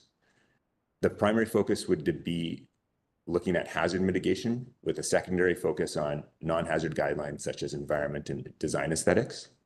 And the intention is to address the critical issues without creating an overly onerous DPA structure. Steep slope DPA guidelines are expected to reference and complement existing district regulatory tools. The district's subdivision and development control subdivision and development control bylaw contains relevant general standards and design criteria for site grading, road design, and retaining walls. A review and update of that bylaw is currently underway, and it presents an opportunity to align development standards while avoiding replication of regulatory provisions. The proposed engagement program targets the IAP2 consult level. The public participation goal is to obtain feedback on analysis, alternatives, and/or decisions. A referral will be sent to the Squamish Nation and provincial agencies. Feedback on the draft bylaw would be solicited through in-person engagement with home builders working in Squamish. Public engagement is proposed to occur online at Let's Talk Squamish. The intent with this engagement process is to match the tools to the expected level of engagement interest from the identified groups. The staff recommendation is to endorse the proposed approach and engagement plan for developing a steep slope DPA and set us off on our way. That's the conclusion. Thank you very much for the clear and concise presentation. Council, questions for staff? Go ahead, Councillor Anderson. Thank you. My first question concerns themes that I see arising from other steep slope guidelines from other municipalities. And I'll just cite a few. This is on the theme of innovation and flexibility. Seashelt, Vernon, and Nanaimo each highlight innovation, fostering innovation, supporting innovative development in their goals. I'm going to cite further from Nanaimo, which then proceeds to address innovation in their objectives. Section 1.4 in Nanaimo Hillside Objectives. Technology and public acceptance of new methods and styles are never static. Therefore, strict regulations can become outdated and lose sight of their original intent. In order to facilitate innovation and flexibility in hillside design, you get my drift here, is that the goals might state that intent of fostering and encouraging innovation. And here, the rationale is that the world changes, technology changes, needs change. And so my question to you is, how might we address that goal of recognizing the need for and the interest in innovation in accommodating steep slopes in the approach we might take in devising these DPA guidelines? First question might be, is there intent in including the concept of innovation, or is that an assumption of something that we might be looking to move forward or that you're looking for council direction on? Thank you, Chair, and through the Chair.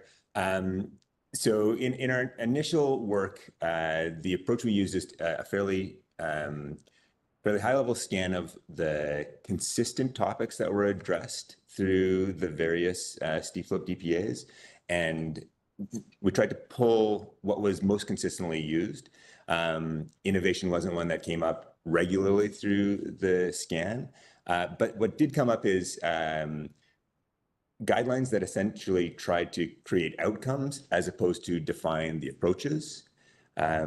So I think while we could easily put something in about trying to use innovative technologies or not being bound to any particular approach, I think the guidelines we want to use are, the intent is to use a fairly focused and direct approach to get to outcomes without stipulating the methods. And thus it would be fairly flexible to whatever approach could be used. But if council says, hey, we'd like you to highlight innovation and looking for innovative strategies, that's certainly something that we could take in and include. Perhaps I'll follow up with another question relating to this theme. We have had in Squamish for a number of years a local firm that specializes in inclined, with a D on the end, elevators and delivering these systems to municipalities elsewhere, including West Vancouver. In Europe, this is a whole big industry in the Alps, and there are annual conferences on how we can address developing on steep slopes with inclined elevators. There's a whole world apparently around it.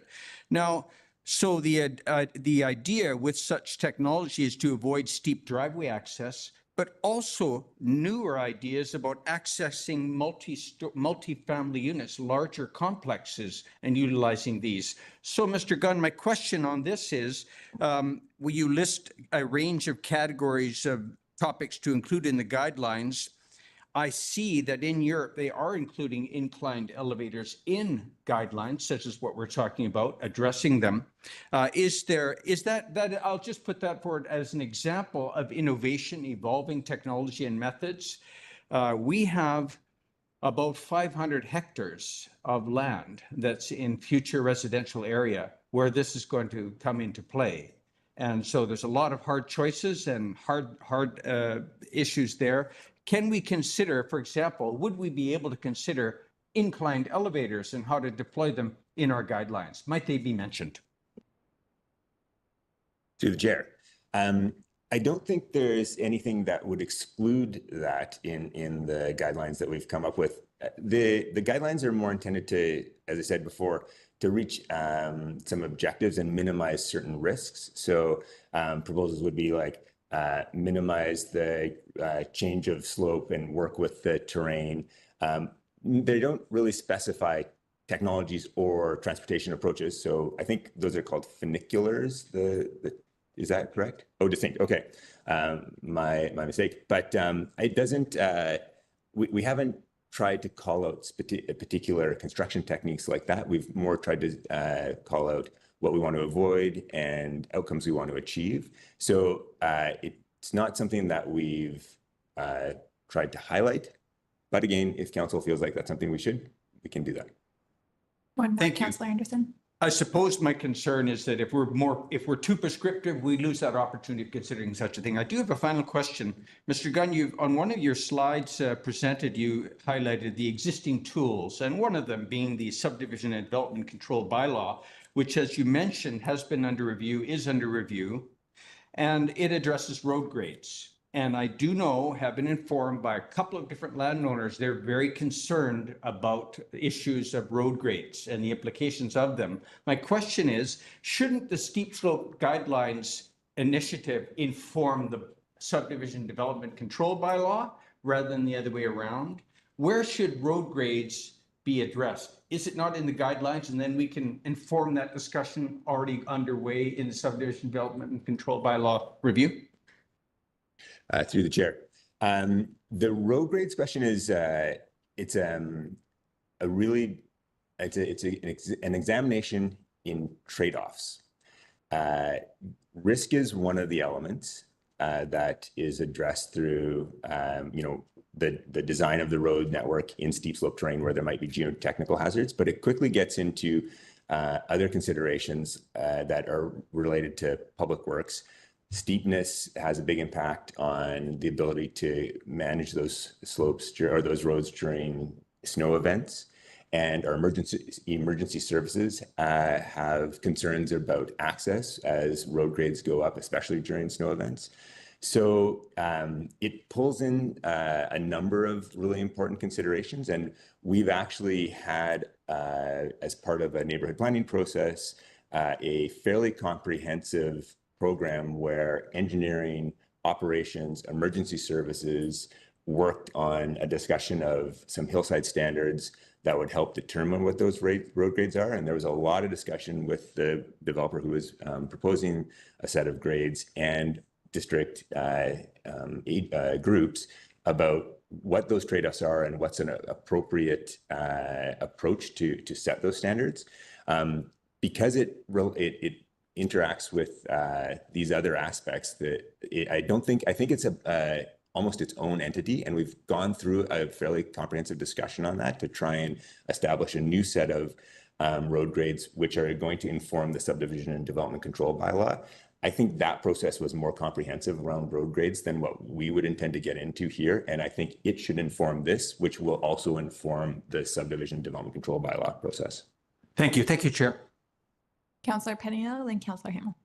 Yeah, maybe picking up on a similar area just to understand, and I'll say parents live in a newer neighborhood in Nanaimo, and walkability is a huge challenge. It's a slope side. And, when you get even that 10% grade, it's really challenging for active transit. And when you look at our transportation master plan with the 50% mode shift goal, I wonder, how we deal with that piece, where that gets considered. Are we setting unrealistic expectations for slope side development if we have this mode shift goal? How do we deal with that? Because that seems to put like an absolute max in, once in a while we're okay with 10%, but generally it's got to be 5% or less, given our mode shift. So how do we, how, when do we deal with that?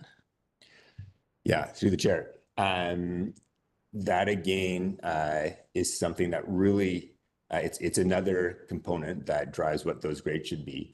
The trade-off as you bring down those grades is that it does get really challenging to access areas that have to cruise up steep slopes.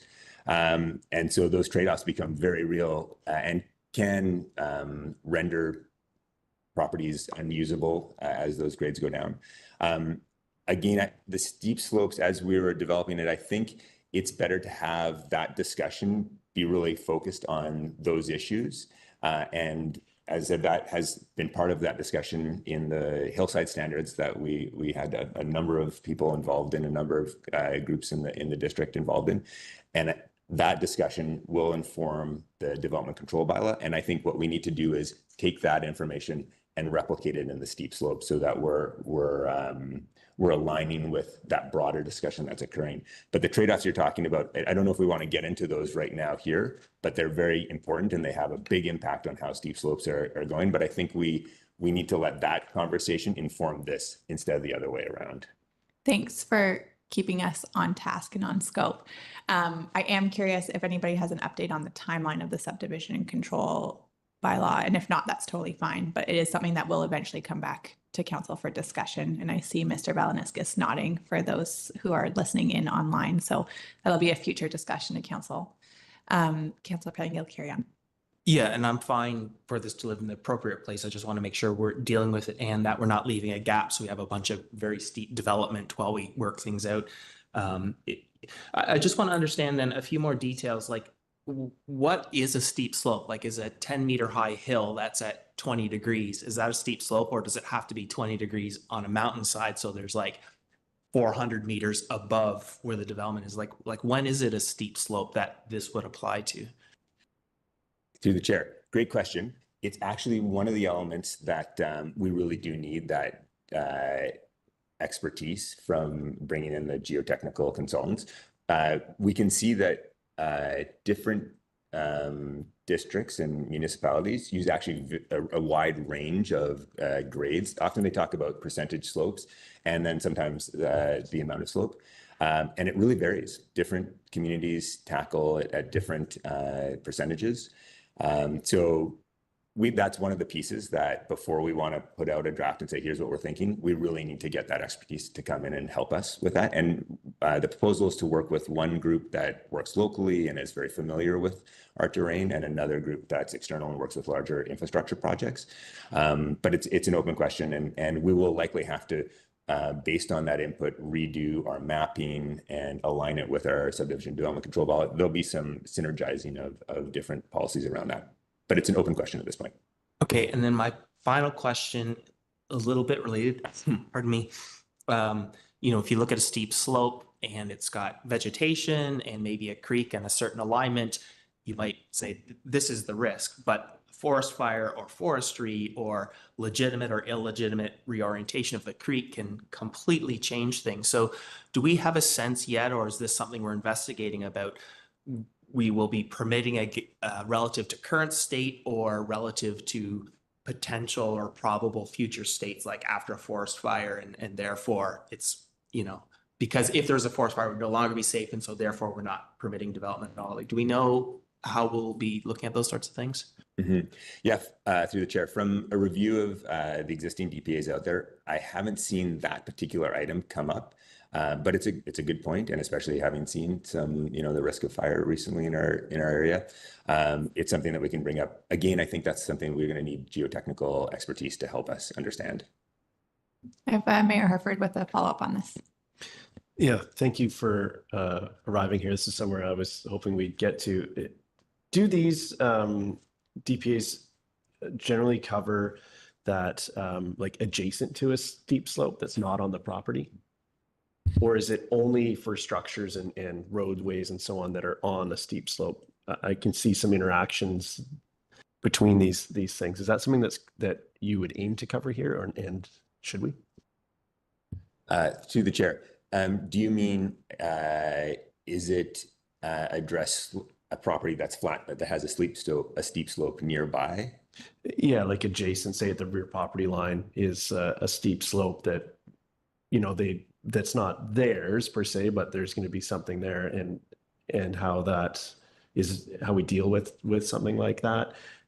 Whether that's, I know there's challenges with slope stability broadly, but maybe there's a flat lot that's right at the toe of that may need to take some design or take that into consideration when they're citing a home. I can think of a few examples where that's happened, but just is that something that's covered by these, or is that a different category of thing that's handled otherwise?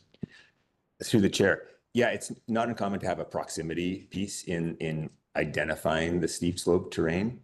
So if you're in a certain within a certain distance, that there are DPAs that use that, and I think that's again part of what we need to bring in the geotechnical expertise to help us understand what are those boundaries, what slope steepness should we look at, and how close to those. It can also be from the top of bank as well, not just from the bottom, because you could have a slough that encroaches. So those are those pieces those are some of the pieces we need to have some expertise come to us and help with. Councillor Hamilton, go ahead. Yeah, thanks very much. That touched, Mayor Herfer's question touched what was my primary question, was are we considering also the flat areas potentially in the vicinity of a steep slope? So the answer to that is yes, great. My second question is on hazard versus non-hazard mitigation. It seems the staff report says to a primary focus on hazard mitigation and a secondary focus on sort of non-hazard impacts. Absolutely agree with that approach. How do you articulate that in a DPA? Is there a plan to sort of say these are the hazard guidelines that cannot be, we can't find a way around them because these are hazards, and then these are the non-hazard negotiables? Are there negotiables and non-negotiables in DPAs, or how do you structure that hazard versus non-hazard guideline? Through the chair. So a foundational piece of most of the DPAs, and sometimes the only piece of a DPA, is the need to have a hazard assessment completed by a geotechnical professional that identifies the hazard and the mitigation measures to make safe for intended use. And without a report that says this is safe for the intended use, the design, once you've considered what's getting put into place and what mitigation measures are in place, without having a professional say this is safe for the intended use, the project would not get approval. It would not be able to achieve the DPA, or to be given DPA by staff. And so that puts it at a paramount position. Beyond that, there's the opportunity to include guidelines that address a number of other aspects. So it could say, the development has to be designed to match the character of the slope, or, minimize the amount of cut and fill. But those guidelines would be utilized much in the same way that our other DPA guidelines are, where there's some discretion to say, is this appropriate? Has it been applied in the right way? And so there's a bit more discretion in those ones. And the level of detail we go to in those determines how much it gets contemplated in the process. So if council said, hey, yeah, we want to ensure hazard is addressed, but we also really want to go deep into the aesthetics, that could wind up with a DPA that has, maybe a big component of specific guidelines that need to be addressed in the development process, and could be written in a way that are more directive and stronger. And that could increase the focus on that aesthetic piece. If we have, some generalized and more broad aesthetic components, we'd have a bit more discretion in how those would be used, and they would not have as much impact in the development process. Yeah. Can I ask a follow-up on this particular question? Development permit area guidelines are just guidelines though, right? So where does that fall in terms of, we often say like there's some level of discretion, but if the one guideline is you're required to do a geotech assessment, does that then become it still is just a guideline?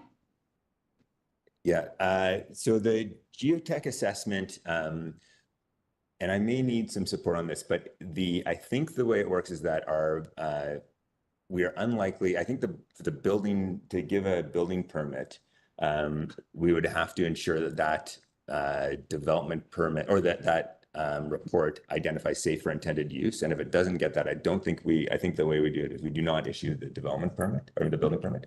Maybe, yeah, if you could help. Yeah, thanks. I'll jump in. So to Matt's point, there are other requirements that come up through building or subdivision where we can require those assessments. And I just want to also point out, we've got our development approval information areas within the OCP. So those are laid out and prescribe the procedures within our procedures bylaw where hazard assessment is required as well. So all of these elements coming together, there are multiple opportunities where we can require that. And then it's bolstered as well, that requirement in a steep slope DPA. So it's not the only place where that requirement exists. And we're just trying to outline all the different situations and scenarios where steep slope assessment would be required, depending on the nature of and the type of application that's coming forward. Okay, and then just to further clarify, it is to bolster that requirement, not to duplicate it. So it's not like a geotech for building permit and then a different geotech for the steep slope DPA, correct? Yeah. The same report would fulfill the same requirement, but these other tools allow us to say, well, if it doesn't meet safe for intended use, we won't issue the subdivision or development or building permit. Right. Okay. Thank you, Councillor Hamilton. Thanks. And I see a lot of potential overlap between, and staff have identified it, between the environmental DPA, DPA 1 and the steep slopes DPA. And I can imagine staff coming to a point where there's an environmental aspect that's sort of unique to a steep slope. Our staff, where that thing might sit more sort of comfortably in the environmental DPA than in the steep slope DPA.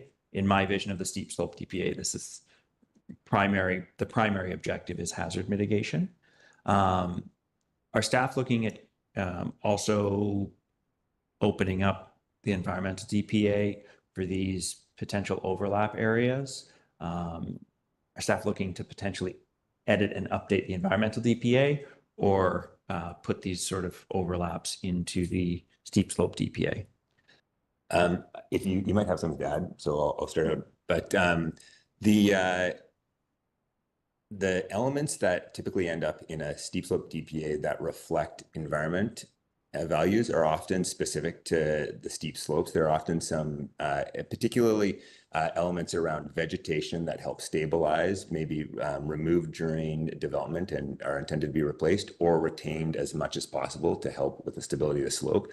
I think those ones, generally, they do seem to live in the steep slope DPAs. And I think our intention would be to keep that specific set with those specific set of goals in the DPA. Again, our intention is to get input from the geotechnical experts and an environmental consultant. And there is a DPA, an environmental DPA update, I think that's proposed, but maybe I'll let Sarah speak to that. Yeah, just to expand on that, I know that the environment team is tracking amendments, future amendments for the DPA 1, and I would have to come back to council just to advise exactly when that's coming forward. Certainly leading up to the next OCP update, that's another opportunity for us to tweak and fine tune. I just wanted to add as well, Matt and I were discussing that, in the body of the OCP, in the hazard chapter, there's also policy and the schedule around steep slope terrain as well that we're going to be re-looking at. So we need to ensure that bringing forward the steep slope DPA, that it functions well with, and it's well aligned. And if there's necessary adjustments that need to be made to sort of main policy, the steep slope DPA, potentially the DPA 1, and also for the land development procedures bylaw, there will be additional implementation pieces that will come forward. So we're going to bring it back in with a bit of a matrix to show how these are all fitting well together, and what other changes may need to be made. Once we know which guidelines and what we're doing. Thank you for that, and appreciate this is the early stages of the process that staff are seeking direction on general process and engagement. Councillor Pettingill. Yeah, just reflecting on the conversation so far. So if I'm understanding, it sounds like a lot of more functional things like, can Public Works plow in the winter? Is it walkable? All that will be more handled by subdivision control bylaw and these other things. And this does seem to be a bit more hazard focused, but I'm sort of wondering if you know, what we decide for the subdivision control bylaw actually then effectively precludes a lot of, you know, when you start talking about 25%, 40% grades, like it just seems a lot of things are just, so is there value, like the cost benefit, because this geotech analysis seems like it'd be complicated and expensive. Is there really, what is the value at this point, or how deep do we need to go? Or can we sort of say, actually, when we do the functional analysis, we can be pretty sparse on the steep slopes, because given all that other things, it's just really not a great place to develop. And we can already conclude that. Or are we at that place, or do we really need to invest a lot of additional work in steep slopes? Through the chair, if I've got your question correct, I'll try and give an answer if I'm off, only back in. But one thing with the road grades and the you know, addressing that range of issues is that at least this is what I hear when I talk to people thinking about doing that work. Often they say, you know, if you're willing to spend enough money on the engineering and the work, you can often overcome many of these obstacles. And so we want to make sure that if work is proposed and there's we have certain grades that need to be met and a lot of impact from that design occurs, that's where the steep slope with some of those aesthetic and environmental provisions could inform whether that's acceptable. So you could have someone make a proposal that had a significant amount of impact with cut and fill, and that may end up not aligning with provisions if we create a set of provisions that address aesthetics that say, well, you know, yes, that can be done technically, but for these, you know, to align with our guidelines in our DPA, that may not be something that we want to support using the steep slope DPA. Is that an answer? So I guess, and just to push it another way, like if we sort of see that because of subdivision control bylaw and the sort of functional constraints, we sort of would just say in our steep slopes guidance is nothing above a 15% grade, for example, and we just cut it there, you know, quick and efficient, with the understanding too that theoretically with enough money you could solve some of these other things, but we're already in an affordability crisis. So do we want to put a lot of our time and effort into supporting development that would have huge extra capital costs to achieve it? Like, is this an opportunity to maybe say this piece maybe shouldn't be a priority right now? Or do we actually feel that if we were to do this, we could do it in such a way that we're opening up a whole bunch of valuable sort of affordable housing opportunity and so on? I'm going to get you to direct that question to your council colleagues as you talk about priorities in terms, like, so this is something that has been directed by OCP policy. It has been on the staff's work plan for a while. And so if you want to have a discussion around whether we want to actually be pursuing or supporting steep slope development, I think that's a question for your council colleagues, not for staff to answer. Sorry, I don't mean for staff to speak to the priority, but understand, is there an opportunity here? Like, it's not clear to me that there's actually an opportunity to achieve a whole bunch of easy, low-cost development. Is that what this is offering us? And then we could decide if it's a priority or not. Because it seems to me that given so many of our other policies that we might be putting a whole lot of work in here, and maybe our priority to do so, but actually, practically speaking, not able to achieve a whole bunch of new affordable development by pursuing this. Or is there a huge opportunity to open up a lot of really affordable developable land by doing this work? There's a number of lots that are outside of our growth management boundary that explicitly say they can't be developed until this permit area has been created. And so I don't want staff to weigh in on whether that's going to be affordable or not. That would be highly subjective. But this has been directed through our official community plan as one of the pieces of policy that council has asked for over multiple years in order to help guide development in areas that are steep slope, which we know covers large portions of our community. And so whether you want to argue or wait for the subdivision and control bylaw to come back and suggest that, what I've heard staff say is even in the subdivision control bylaw, if we say you can't have a road grade steeper than 10%, that there are still steep areas that they could just create a zigzag road and then technically it would be less than 10%, but it may not meet our overall environmental components in our DPA.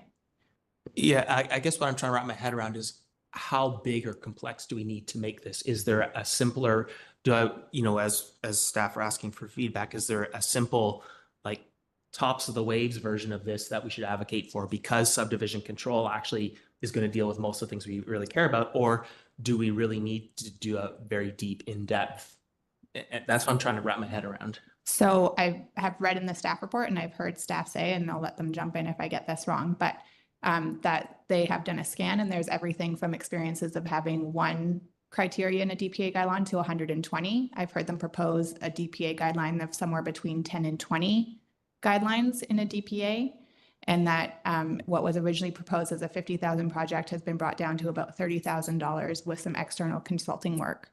And so if you want further detail than that, you can re-ask your question, but I think that that provides some sense of scope as well as the timeline that's presented for the public engagement on this project, that it's not a huge amount of work, and it's something that has been in staff's work plan for many years.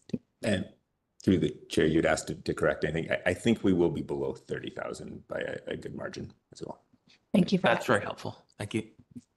Any further questions, either to staff or to your council colleagues? If you want to talk about the philosophy behind the steep slopes DPA, we're more than welcome to do that at this point. Maybe I should, Go ahead. Maybe I should be careful about what I said about budget. Someone just pointed out that I should probably. You have $50,000 in your current approved budget that went through the 2025 public budget process. So we'll leave it at that.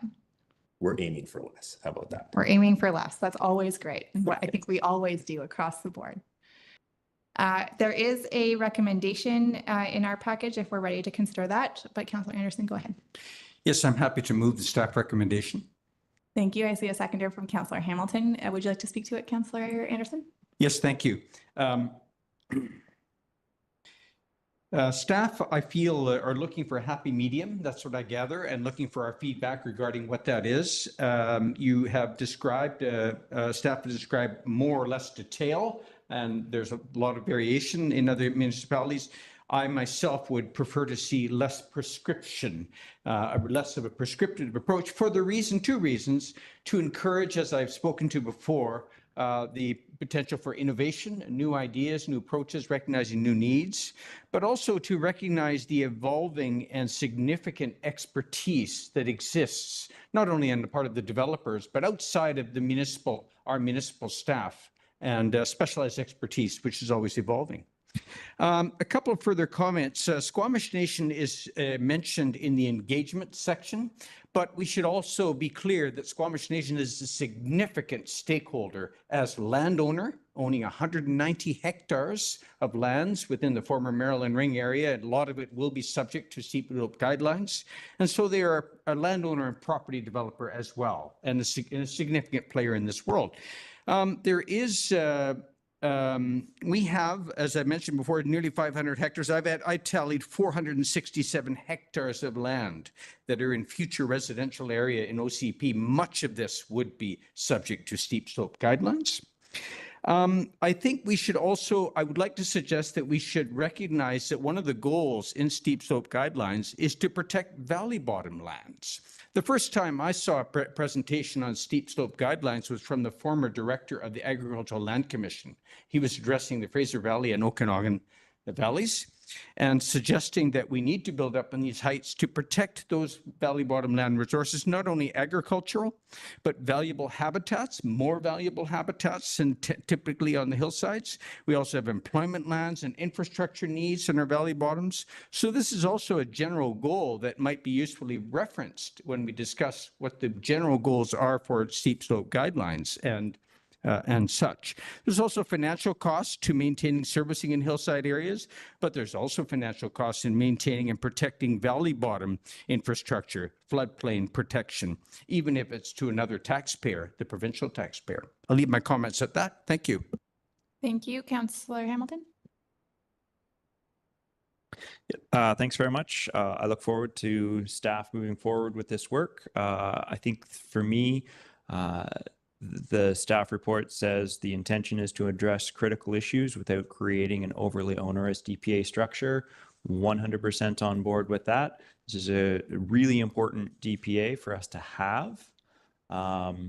Identifying critical hazards, identifying safety issues, spots, mechanisms by which developers can identify these things is extremely important. So I look forward to seeing the DPA, Steep Slopes DPA coming forward at the end of the year.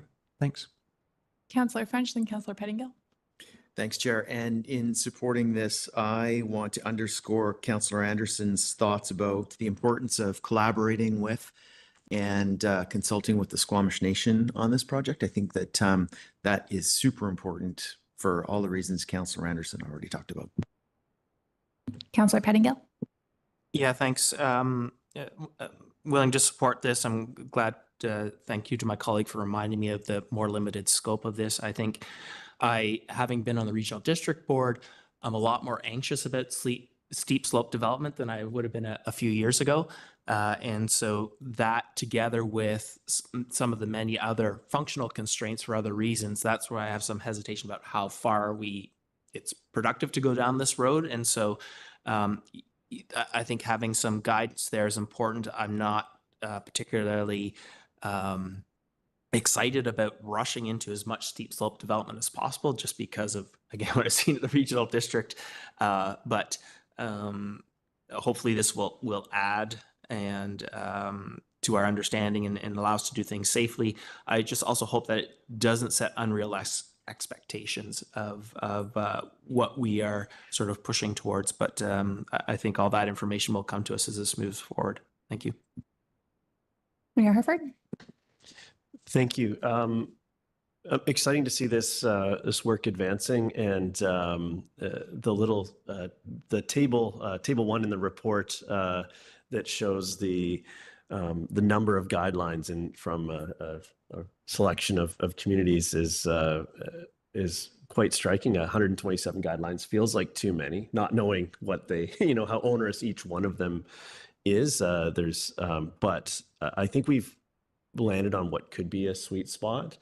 I think generally in the report, it talks about a broad range of categories such as, and it goes into the geotechnical, grading and retaining walls and so on.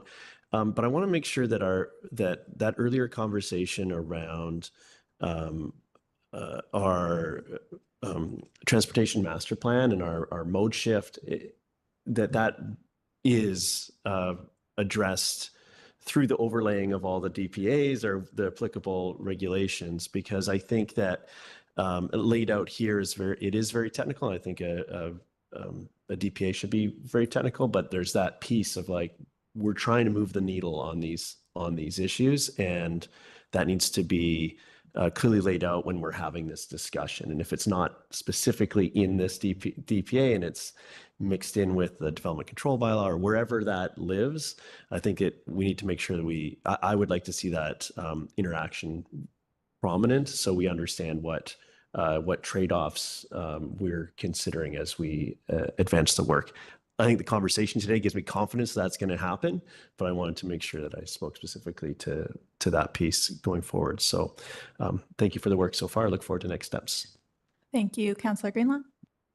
Yeah, thanks to staff for all the hard work, and I'm happy to support the motion. Just want to echo some of the comments from my councillor colleagues about the importance of collaborating with the nation, obviously, and creating a non-onerous process for people as well moving forward. And again, the importance of supporting the mode shift piece that gets built into the process and the discussion. Thanks. Thank you. I will also be supporting on the motion on the floor, and thanks for giving us a glimpse into the work ahead for the rest of the year on developing this DPA.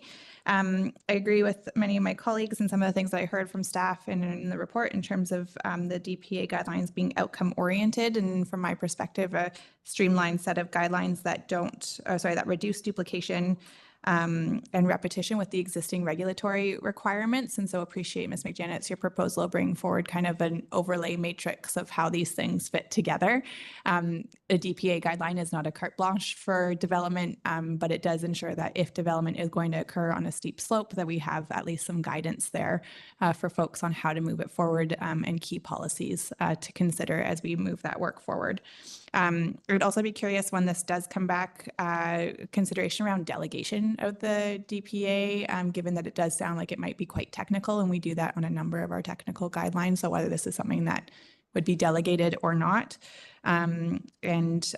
Generally agree with the engagement proposal plan as presented. I think you've covered off the stakeholders that I would expect to be included in that list. So thank you for that work, and I will call the question. All those in favor? Motion passes unanimously. Thank you very much. We'll see you folks soon. And council, we're back on time. We took our recess a little bit early, but staff are not quite here. So we'll take a 5-minute recess and we'll come back at 12:20.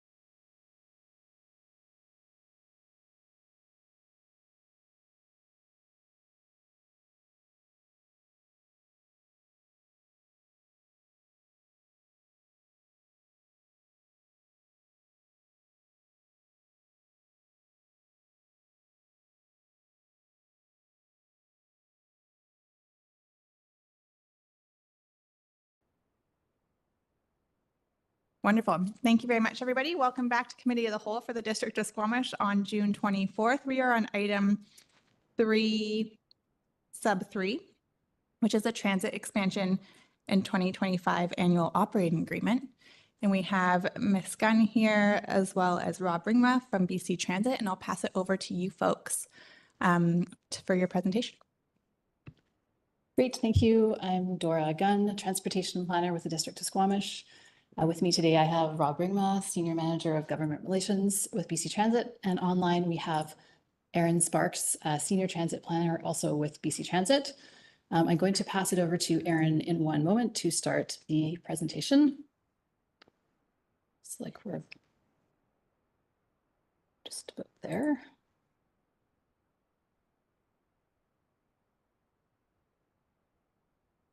Perfect. Yeah, you can go to the next slide if you don't mind, Dora. Great. Yeah, maybe I'll just start. Great to be in front of council again. So appreciate the time to be here in Squamish again today. Pretty packed agenda from a transit perspective. So we'll try to be as brisk but as detailed as possible. So from agenda perspective, I just want to talk about some of the planning work that we've done around the frequent transit network, as well as provide an update on the South Squamish work and expansion planning that's coming up, not only for that area, but also for the Squamish area in general, coming out of the last time that I met with council and spoke to some of the expansions that have been approved. We're also going to look a little bit forward thinking and just provide council with an update on future expansion options coming out of this year. We'll briefly touch on the annual operating agreement, just a bit of budget, quick budget chat. Dora will then talk a little bit about the impacts of the 40 kilometers an hour speed limit update, and then we'll just talk again about next steps and recommendations. So at this point, I will turn it over to Erin, and Erin will walk us through some of the study work. All right. Can everybody hear me all right? Yes. Fantastic. All right. All right. Thank you so much for having me. I'm sorry I couldn't be there in person, but glad to be joining virtually. So just here to provide a couple of updates. So starting off with the frequent transit network study. So this was a study where the need for the study was identified in the 2022 Transit Future Action Plan. And so this work was carried out through 2023 and 2024. And the goal was really to identify options for a frequent transit network, or FTN corridor, between downtown and Garibaldi Village. The focus was really on this FTN corridor, but we did look at some other network implications as part of this work, because oftentimes what happens when we change one route is that we end up having to make little tweaks to a couple of other routes, just to make sure that the network still works together nicely. We put together, with the help of our consultant, Watt Consulting, we put together 3 different options for consideration, and then went out to public engagement for these options in March of 2025. Next slide, please. Thank you. So I'm just going to really quickly touch on the 3 different options that we engaged on. So this was the first option. In this option, the FTN would stop at Brennan Park and access Garibaldi Village via Mamquam. During off-peak periods, Route 2 and the FTN would be interlined, so they would operate using the same bus, which would allow for a 1-seat ride between downtown Garibaldi Highlands and University. Kind of attached to this concept would be the shortening of Route 2. So instead of traveling all the way downtown on Route 2, we would actually shorten it to run just between the University and Garibaldi Village. But then again, with that interlining feature off-peak, the FTN would connect and you would have that 1-seat ride. The Brackendale route, which we would renumber to Route 6, so to keep things clear, I'll just refer to it as the Brackendale route, would also be shortened in this option and would run between Brackendale and Garibaldi Village. And then during peak periods, so during kind of those busy times of the morning and the afternoon, the Brackendale route and the FTN would use the same bus in this option, so allowing for 1 seat from Brackendale to downtown. And the other piece here is that Route 9, it's not noted on this map, but Route 9 would remain as is, so we weren't proposing any changes for Route 9 in this option. Go to next slide, please. This is the second option that we presented. So sort of similar to the first option, we would have Route 2 shortened to run between the University and Garibaldi Village. In this option, we were also proposing to discontinue Route 9. So we would take the resources that are currently allocated to that route and we would use that to kind of offset the cost of the other associated improvements. The FTN in this concept would access Garibaldi Village via Mountquam. And the FTN in Route 2 again would use the same bus for most trips. So again, maintaining that one-seat ride between downtown Highlands and the university. The Brackendale route would continue all the way downtown. So we would not end it at Garibaldi Village like in option 1. We would continue it all the way downtown. And then in this option, the FTN would not go to Brennan Park. And so I want to just quickly chat a little bit more about what that means. So whether or not the FTN should go to Brennan Park was a really big consideration as part of this work. The location of the rec center makes it difficult to serve efficiently, as it means deviating from the main route and then doubling back to get back onto the main route.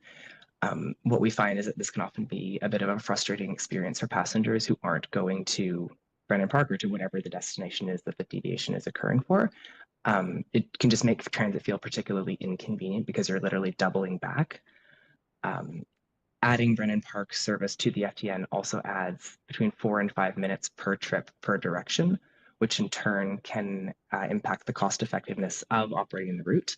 And again, if the FTN is supposed to be this most frequent, kind of most streamlined route, the added time kind of compounds over the day and makes additional service more expensive. So with that in mind, we put together, we had those 3 options for engagement. 2 of those options did include service to Brennan Park. This is the option that does not include service to Brennan Park. Next slide, please. All right, so this is the third option that we engaged on. So in this option, the FTN goes to Brennan Park, accesses Garibaldi via government, and this option would extend all the way to the university. So we would just discontinue Route 9, but we would extend this FTN route all the way to the university. Route 2, as with the other options, would end at Garibaldi Village, and the Brackendale route would go downtown during the peak period. It would travel via Loggers Lane between Brennan Park and Industrial, and then off-peak periods, it would end at Garibaldi Village. So you're only getting that one-seat ride from Brackendale to downtown in the peak periods. Off-peak, you would have to transfer at Garibaldi Village. Next slide, please. So with that in mind, we went out to public engagement and got some feedback from the community. And then after engagement was concluded, we also undertook a bit of a MAE, a multiple account evaluation process, to determine what option made the most sense to move forward with, what option we would be recommending to council.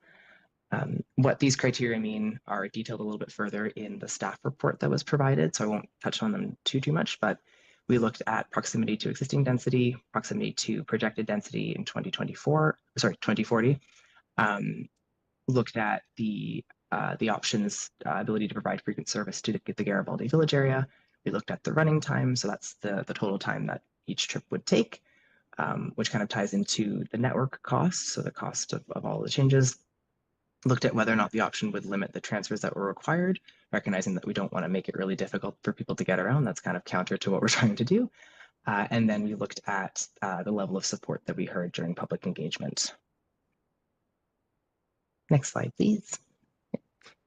So based off of all of that, we are recommending to proceed with option 2, and then to look at extending the FTN out to the university in the future as that area kind of continues to grow and develop further. The thought was just at this time, it didn't make sense to provide that level of service, but we don't want to close the door on that. So we're looking at extending it to the university in the future. Next slide, please. Shifting gears just a little bit to talk about South Squamish. We carried out engagement for this kind of at the same time as the frequent transit network. So in March of 2025, we put forward 2 different options for consideration, which I'll talk a little bit about on the next slide, but briefly they were a fixed route option or looking at on-demand service.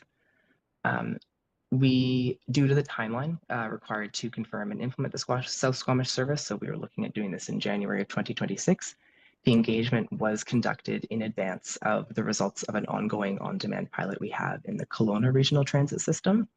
So as a result of that, the engagement didn't really fully explain the potential benefits of on-demand service as they weren't completely understood at the time. Since then, we've now learned a lot more about how that pilot is going.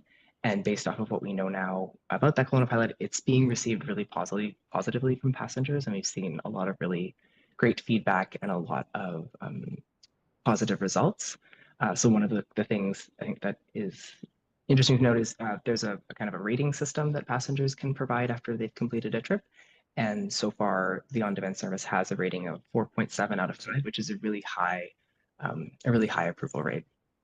We did see stronger support for the fixed route option versus on-demand. But again, I think that's likely impacted by the lack of familiarity for on-demand service. It's a new concept. And so there's a degree of kind of change management and education that is required to better understand what this looks like for Squamish. Next slide, please. So these were the two options that we engaged the public on. So on the left-hand side, you have the on-demand option, and then on the right-hand side, you have the fixed route option. And I'll just flag here that the routing shown did not include service to Totem Hall at the time, as Squamish First Nation had expressed some interest in engaging their membership on whether or not that was something that they were interested in seeing. Since then, they have engaged their membership, and there is an interest in serving Totem Hall. So that's something that we would be incorporating into the service, regardless of which option is pursued. Next slide. And then just quickly looking at some of the service specifics. So there's quite a bit of information here, but briefly for the fixed route option, we would be looking at 2 3 to 4 hour service windows with midday breaks, starting a little bit later on the weekends. Just recognizing that travel patterns on the weekends are often a little bit different, but we would be looking at frequencies of about 40 minutes with a midday break. And then the on-demand option would be a 7 to 8 hour service window depending on the day. And we could do these in 2 different blocks, or we could do a consistent block throughout the day. So that's something that we will continue to discuss. If this is the preferred option, we'll discuss this option with staff. The service frequency for on-demand would depend on the number of pickup requests, but the results from the Kelowna pilot show that there's an average of about a 13-minute wait for pickup, which is quite a bit faster than the frequency for the scheduled 40-minute service. So folks don't have to wait as long for the bus to pick them up. Next slide, please. And then just briefly touching on some of the opportunities and the considerations for these different service types. So with the fixed route option, it's consistent with the existing system. It's a predictable service. It's scheduled service, so people know there's a bus every 40 minutes. It doesn't require any advanced booking. You just go to the bus stop and the bus will pick you up. And there are physical bus stops, so they provide that kind of visual indicator of transit service. A consideration for the fixed route option is that it's lower frequency. So again, it would be roughly 40-minute service versus a more dynamic wait time depending on the level of demand. And because it's a little bit more rigid in its design, there would likely be transfers depending on where your final destination was, as well as you would likely have to walk or bike, or however you get to the bus stop. It would likely be a little bit longer of a trip than with on-demand service. For the on-demand option, the dynamic wait times mean that service frequency is likely higher than fixed route. The virtual stop placement means that we can place pickup and drop-off points closer together than physical bus stops. We're not really limited by our sort of standard stop spacing, where we have stops every 300 to 400 meters. With on-demand service and virtual stops, we can be a little bit more flexible. Depending on the passenger's destination, a one-seat ride might be possible. And there's that flexibility. So it's a little bit easier for us to tweak service just because it's not as rigid as a fixed route service. Some considerations are that it requires advanced booking, so either via an app or over the phone. We've heard that this is a pretty intuitive process, but it's obviously a consideration. The new service type, as I mentioned before, might require a bit of change management for passengers, just so that it's not something that they're used to. And then there's the lack of physical bus stops. So there are virtual stops, so they don't necessarily have the visual indicator of a pole in the ground with a bus stop sign. They're all visible through the app, but just not physically on the street. Next slide, please.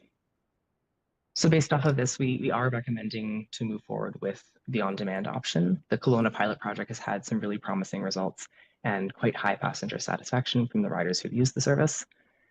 The time required to wait for a trip can be lower with on-demand as vehicles are only providing service to locations where it's needed.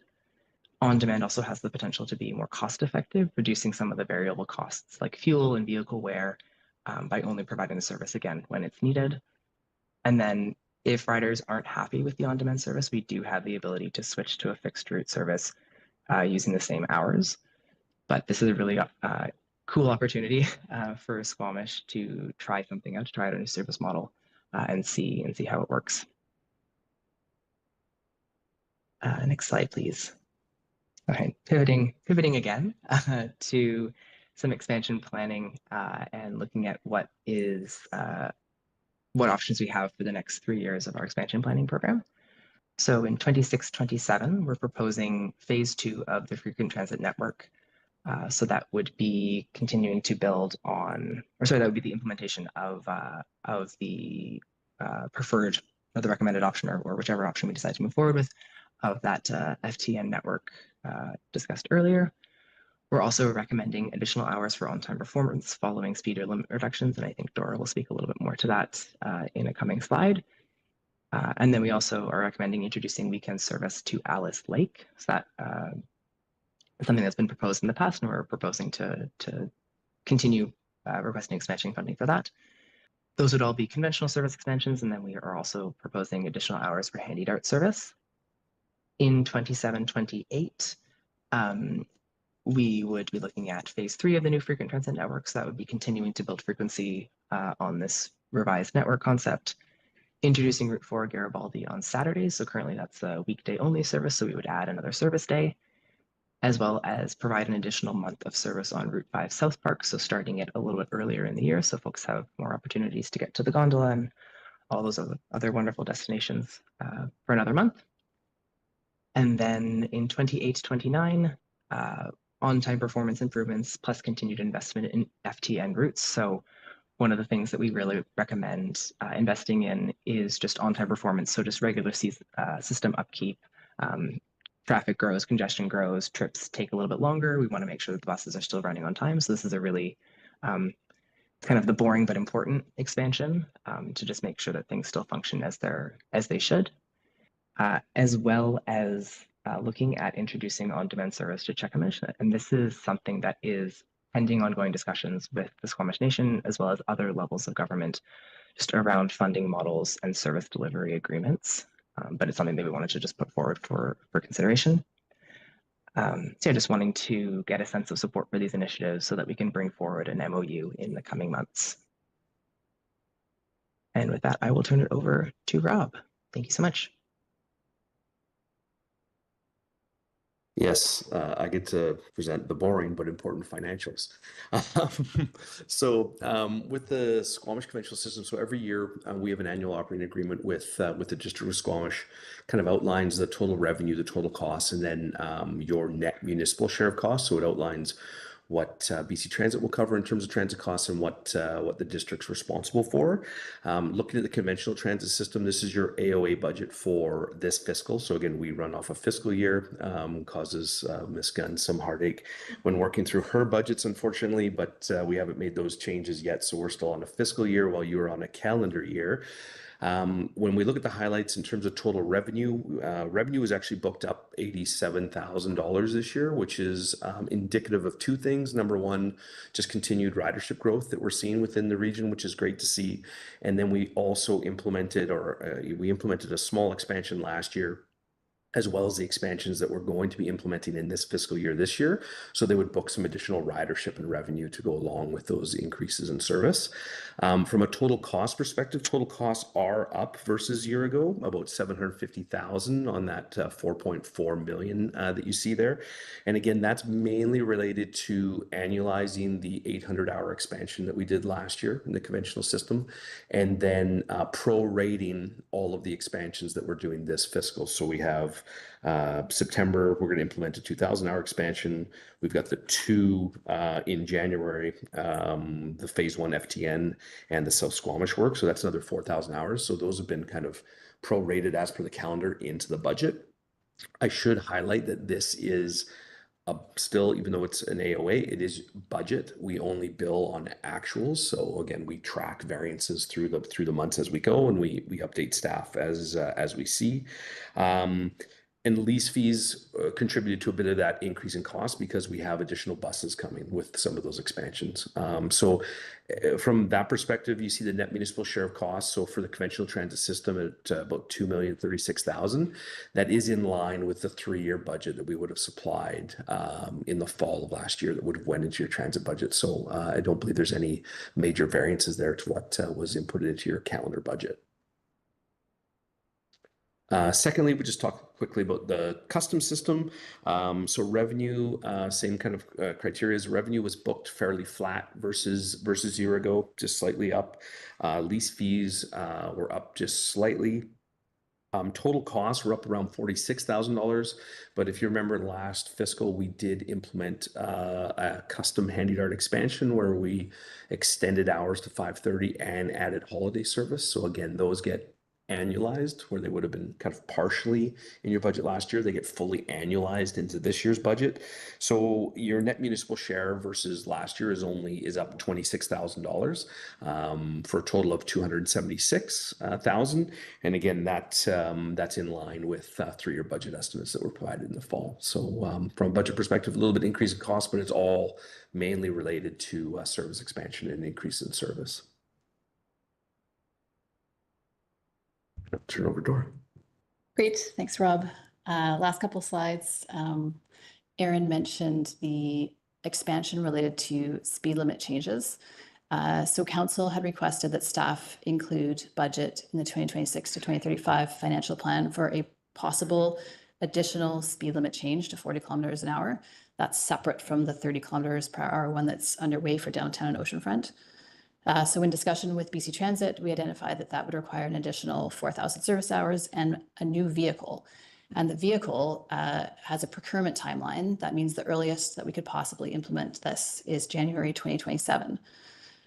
So budget has been proposed in the 2026 to 2035 financial plan for this speed limit change for council's consideration.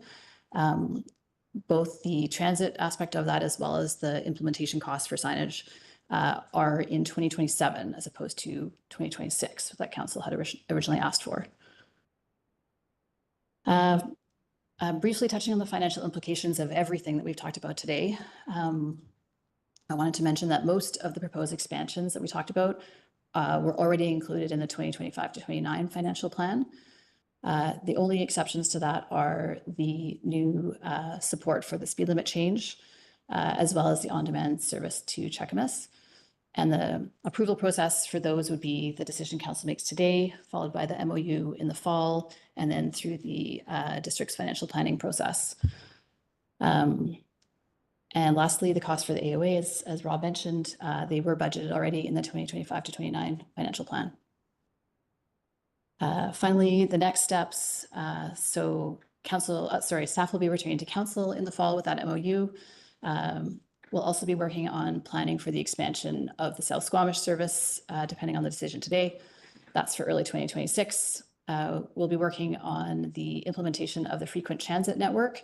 That one is still pending provincial budget support, so we still don't know the exact timing for that, but currently anticipated for January 2027. Staff will also be coming back to council this year, likely or early next year, for a meeting to discuss the Garibaldi Exchange, which is part of that frequent transit network. We don't have an exact council date set yet, but we will do that soon.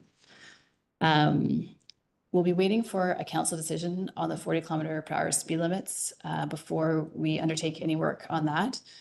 It also, to maintain that transit service, it would require the provincial budget support for that too. So before we actually do much work on that, we'll probably wait until February or March when we hear about the provincial budget.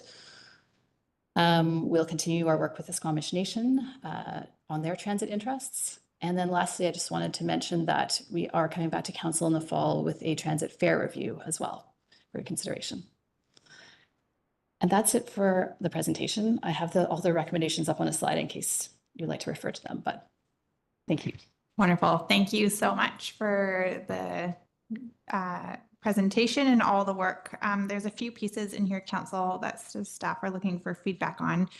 So I think we'll break up the conversation. But before we dive into that, I do just want to seek clarity. Are you looking for a decision from Council today on the 40 kilometers an hour? Does that change the AOA at all?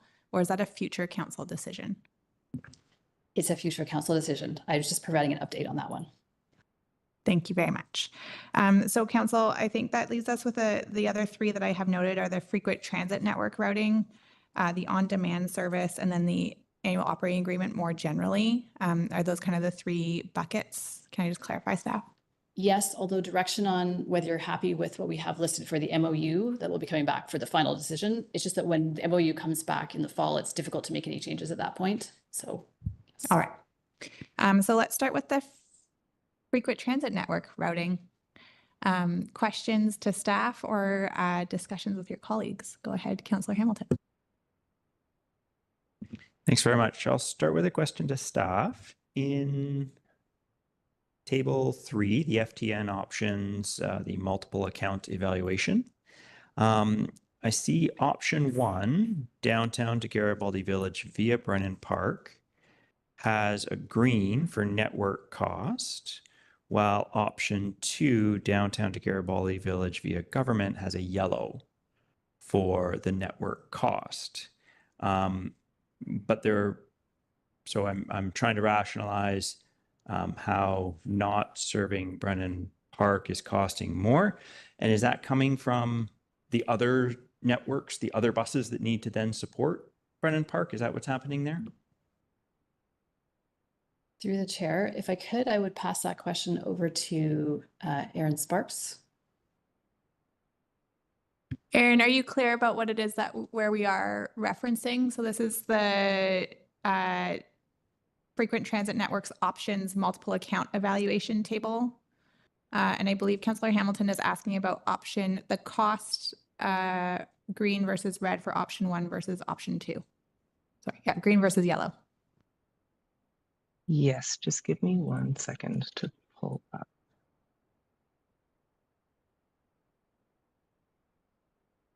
Sorry.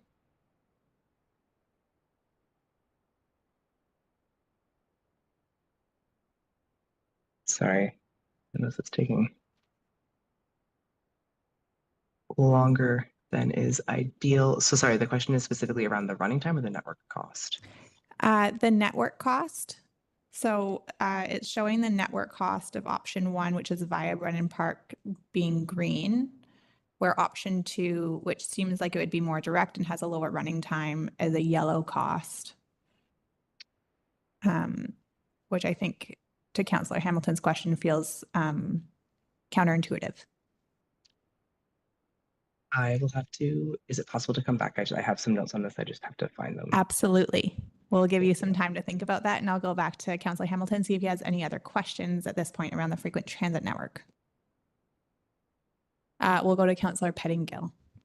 Yeah, just a couple things. Wondering how we come up with the top 3 options. Is this something where we put in the major roads and projected populations into a computer model and it does a bunch of analysis and spits out the top ones? Or did this rely on sort of expert analysis to surface these?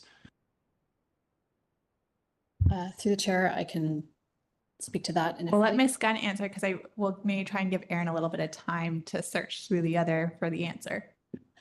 So we had a consultant who had a specialty in transit planning, and they considered just an absolute ton of different options, different configurations, and considering running time as well as making sure to serve the population density. There was quite a number of different considerations that went into it that I believe actually are listed in that report that's attached. So yes, it wasn't just a kind of top of the head decision. Okay, and then a couple related things. Do we consider the Anthem development and the population growth there? Is that sort of fact? It wasn't clear to me that that was considered in the Brennan Park sort of yes or no. For the BC Transit folks, the Anthem development is the one that is kitty corner to Brennan Park, so in that area. Through the chair, it was considered. It's that area is just difficult to serve because of the side trip that it requires. So in option 2, the recommended option, that area is still served. It's just served by the new Route 6 Brackendale route. So it's not served with maybe initially quite the same frequency as the frequent transit network would receive, but it does still receive good transit service. Okay, and then 2 more little ones. In terms of public support, there seemed to be an assumption that the Adventure Center was a de facto exchange hub, which, you know, I saw in your presentation, I guess in the fall, we're getting an update on Exchange Hub, but I guess I'm trying to wrap my head around understanding the public feedback. Is that sort of the Adventure Center as the default for now?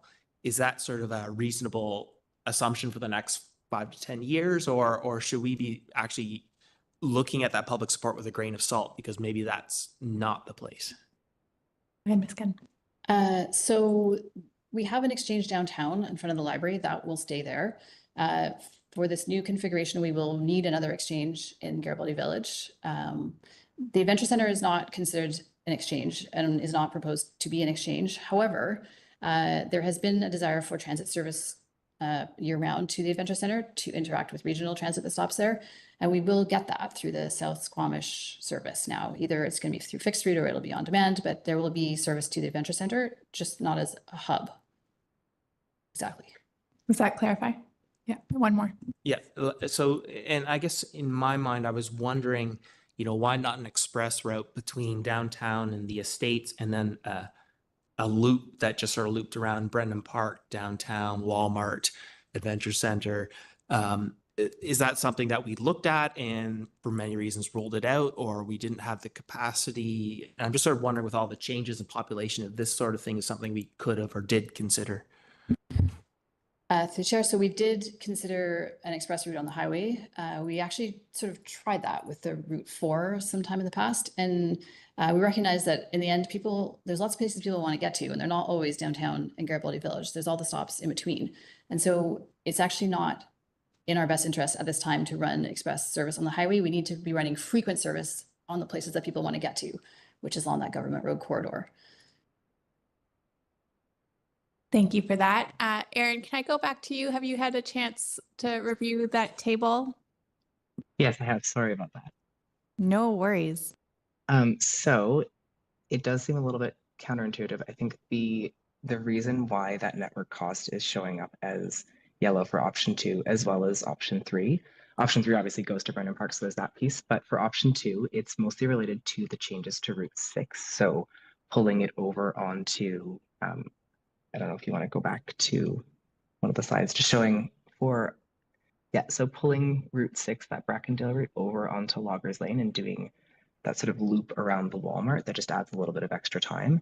And so that pushes the total cost of the network changes up just a little bit, just because you're doing a bit of an out and back on that route. Thank you for looking that up for us. Council, any further questions on our frequent transit network? Go ahead, Councillor Hamilton. Yeah, thanks very much. And on this option 1 and option 1, downtown to Garibaldi Village via Brennan Park, when I looked at the really nice report from the consultant who did the planning, all the options, it looked like they did the segment analysis very sensibly. We want to get from here to here. Here are the options, and then Brennan Park was considered after, and that created this lollipop. Yeah.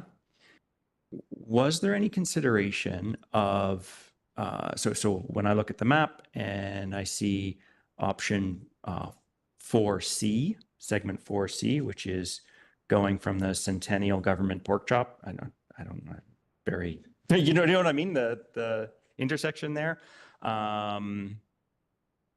going from there, I see how I think it's 4B that goes along Government Road to Mamquam is picking up a higher population density. And I totally see how going from that point to Brennan Park and back is maybe servicing a lower population density and creating the lollipop. Was it after considering Brennan Park, was there any consideration of going to Brennan Park and then taking 4C, basically going onto Highway 99 from Brennan Park? Because that would eliminate the lollipop and actually doesn't take much more time. I timed it, like I went and drove it. Data, I don't know. Full loop took 2 minutes, 20 seconds longer than no Brennan Park. And it's because you're getting onto Highway 99 and avoiding the lights at Mamquam and 99 once, as opposed, you're only hitting it once instead of hitting it twice. So it was a significantly smaller increase. It was a smaller increase in time, and it hit Brennan Park. Was that considered? And eliminates the lollipop? If I can try and clarify, that would then cut out the north end of like Denville, like the Mamquam, or sorry, the like, yeah, you'd cut out, you go from Brennan Park onto the highway. Yeah, so you'd cut out the government road in front of Public Works. So Shannon Falls, Shannon Estates, and the residents on Mamquam Road, Verrescence. It doesn't quite go to Mamquam Elementary because it's going up Mamquam Road. So it would cut out that section. From the analysis, that looked like it was less than 10 pickups, whereas Brennan Park looks like it's about 50 pickups. Staff, any reflections on that detailed question? Through the chair, I think, to be honest, I would probably have to take that away and do a bit of a deep dive to give you a good answer to that. We did consider the Brennan Park deviation to be a deviation, even if it was only half of it. And we were trying to maximize the amount of people we picked up and stay off the highway as much as possible. But I can try to dig into that and get back to you. It just might not be right now, unless Erin had any other additions to that? Sure. No, I think that, yeah, a deeper dive, maybe we can get you a more robust answer. I think one of the main considerations is just, are we hitting as much of the density and as much of the density as we can? I think that one of the challenges that we see with routes like Route 4 is that it's a more direct route, it's a fast route, but it's not necessarily hitting where the people are. And so ridership on that route ends up being a little bit lower than on other routes that are maybe slightly more circuitous, but ultimately hit more density. And I know that the government road and also the Mamquam, like those are slightly denser areas than the highway where we can't safely stop. And so that was definitely a consideration when the consultants were putting together these options. Okay. Thanks for that. I had a few questions myself, and then we'll move on to the next component, unless there's any other burning questions. I am curious about, with all the frequent transit network routings, how certain or consistent can we be in terms of lining up the local routes with the frequent transit network timing? So like transfer rates. If I think about what we have right now in terms of like Route 4 being a bit of a faster route, but it often doesn't make sense for me to take the one Brackendale and then wait for 20 minutes. I just wait for the one that's going to get me down there. So is there any sort of expectation on what like the transfer lineup would be, or do we have any insight into that at this point in our modeling?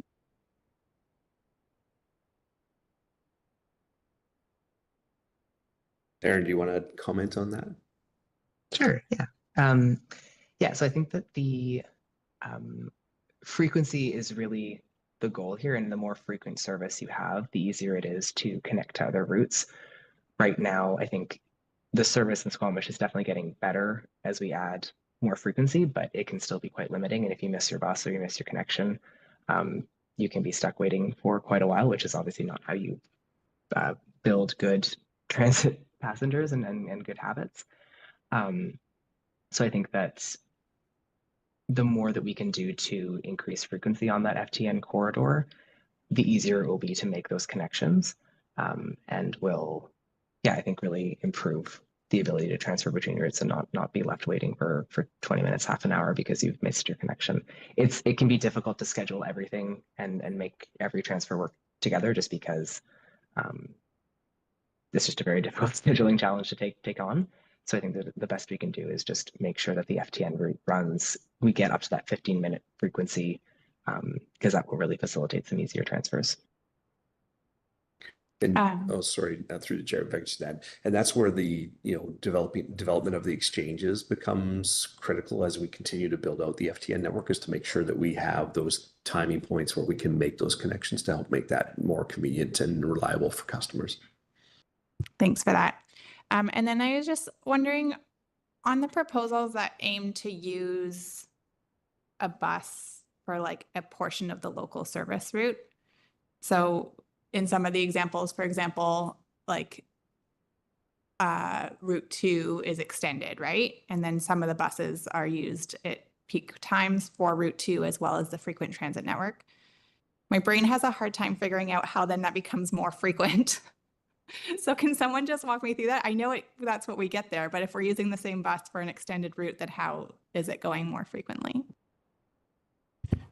So even currently with our transit schedule, all the buses are continually changing routes. So it's not just like we have one running on the 4 and one running on the 1 or whatever. They're always coming in then to the exchange and then switching routes. So this would continue. So while one bus might run up into the Highlands and turn into a 2, another bus would show up from elsewhere and turn into an FTN bus again. So that's how you can have that work. Thank you. Just through the chair, if I could just add to that as well, and Dora's on point. It's also an efficiency versus frequency calculation. Like the reason why we do that with those buses is to maximize the utilization of the fleet that you have, which is, and you heard the term interlining, that's where a bus starts as a 1 and turns into a 2. It just helps maximize the efficiency of the resource that you have on the road as well. Thank you. Mayor Hufford, go ahead. Thank you. I appreciate all the work that's gone into this and how much information we're trying to and priorities we're trying to address, I guess, through this. One of the things that I've heard from, and the nation is quite prominent in these discussions, I see that, but in access to Wewicum in Brackendale, I think a stop closer there would be welcome, is what is something I've heard from nation members. So currently the routing, and I believe that what I'm seeing here continues the current routing, which is up Hope, moving down to Birkin or Rayburn and having a stop there, I think would be could be useful. Was this explored in all of the many things that was discussed in what we're seeing here, that particular move? Through the chair, yes, that has been discussed.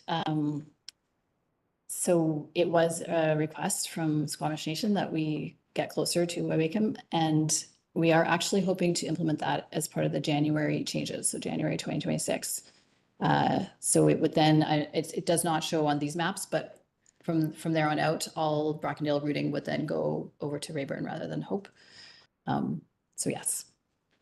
Okay, great. And is there some infrastructure, like is there a stop improvement there to go with that that's not captured in this discussion?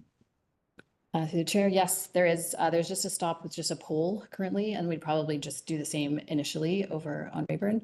There'd also be some public communication required because a new bus traveling on People Street would require some communication. Okay, and that's the only change, like we can hit the on-time performance and so on with that 2 block or whatever deviation from current? The reason that it was proposed to happen at the same time as we're doing other expansions is because it will affect the hours just a tiny little bit. And so that will be factored into the changes that are happening in January. Okay, thank you. Thank you for that. Not seeing any hands on the frequent transit network routing. The next piece that was presented to us is the on-demand service, or the South Squamish service, and feedback or questions on the options available here. So that's either the fixed route or the on-demand. Councillor French, would you like to kick us off? Yes, please. And I was fascinated by Crawford, so tried to learn as much as I could about that system. and was impressed with what I saw there. And then also found myself thinking about app overwhelm, app fatigue. And so there's some context here. I was in Ottawa a couple of weeks ago and had the pleasure of experiencing Presto. I would hope that we don't find ourselves in the Presto mess. I found Presto useless. I tried really hard to use that system, and I have $14 currently invested in Presto that I think I may never see. So just around app fatigue, some time ago, I downloaded the app called Transit, and I found that really useful. And then along came Umo, and I discovered that pretty much everything in Umo replaces Transit. So I don't use Transit much anymore because Umo's my app. And then I see that if we move to on demand, I now, if I would be using South Squamish, would have to get another app called BC Transit On Demand. So I'm wondering if you could talk to us a little bit about app integration so that everything could exist in one app. Is that a possibility? And then on top of all of that, could I take my Umo here in Squamish that gets me on-demand service here, but when I go visit my friends and family in Kelowna, Princeton, Penticton, wherever, I'm just using that one app all across the province. Ottawa thanks you for your investment in their public transit system. And we will go to Mr. Ringma to talk about apps. Yeah, thank you, Councillor French. Their cost recovery just went up a little bit, so that's good. So really, really interesting question, and appreciate the question. So thank you through the chair. BC Transit makes all of us, since we've implemented automatic passenger counters and GPS units on all of our buses, we make all of that data open source. So any app provider can source that data and bring that into their application of choice. The Transit app, which is the one I use as well, or have used until I had Umo on my phone, is not a BC Transit app. It's a third-party company that's done a fairly good job of succinctly explaining kind of where transit routes are going, where buses will pick you up, et cetera, so forth. Umo, which is our fare payment technology, happens to have a trip planning tool built into it. So there you get kind of the best of both worlds. You need your Umo app to pay.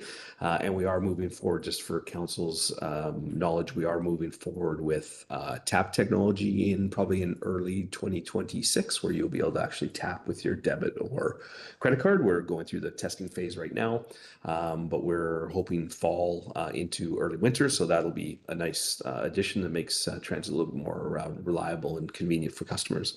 But going back to your question on the app. So one of the reasons why BC Transit has taken as long as we have to work through the Kelowna pilot and phase one to get to phase two is we want to do just that. We want to procure one provider to provide our on-demand service across the province, so that if a BC Transit customer in Nelson comes to Squamish, they're using the same app, and we reduce some of that app fatigue. What I can't commit to at this point is I think the on-demand services will remain, because of their nature, they will remain a little bit independent from, let's say, Umo, fare payment of our conventional system and transit routing. But it will, so from Booking, which is the booking app that we would be using for our on-demand service. So we are looking to source one provider for the province, but I think we're a little ways away from integrating fare payment app and transit planning and on-demand all into one. So right now I'd say we'd probably end up with two apps plus all of the third-party provided apps that people could use to do their trip planning. But I would encourage them to look at Umo and see if that's an option for them to do not only the fare payment, but also trip planning. Yeah, okay. Fair. I totally understand the complexities of the two things trying to be achieved with the two different apps. One more question, Chair.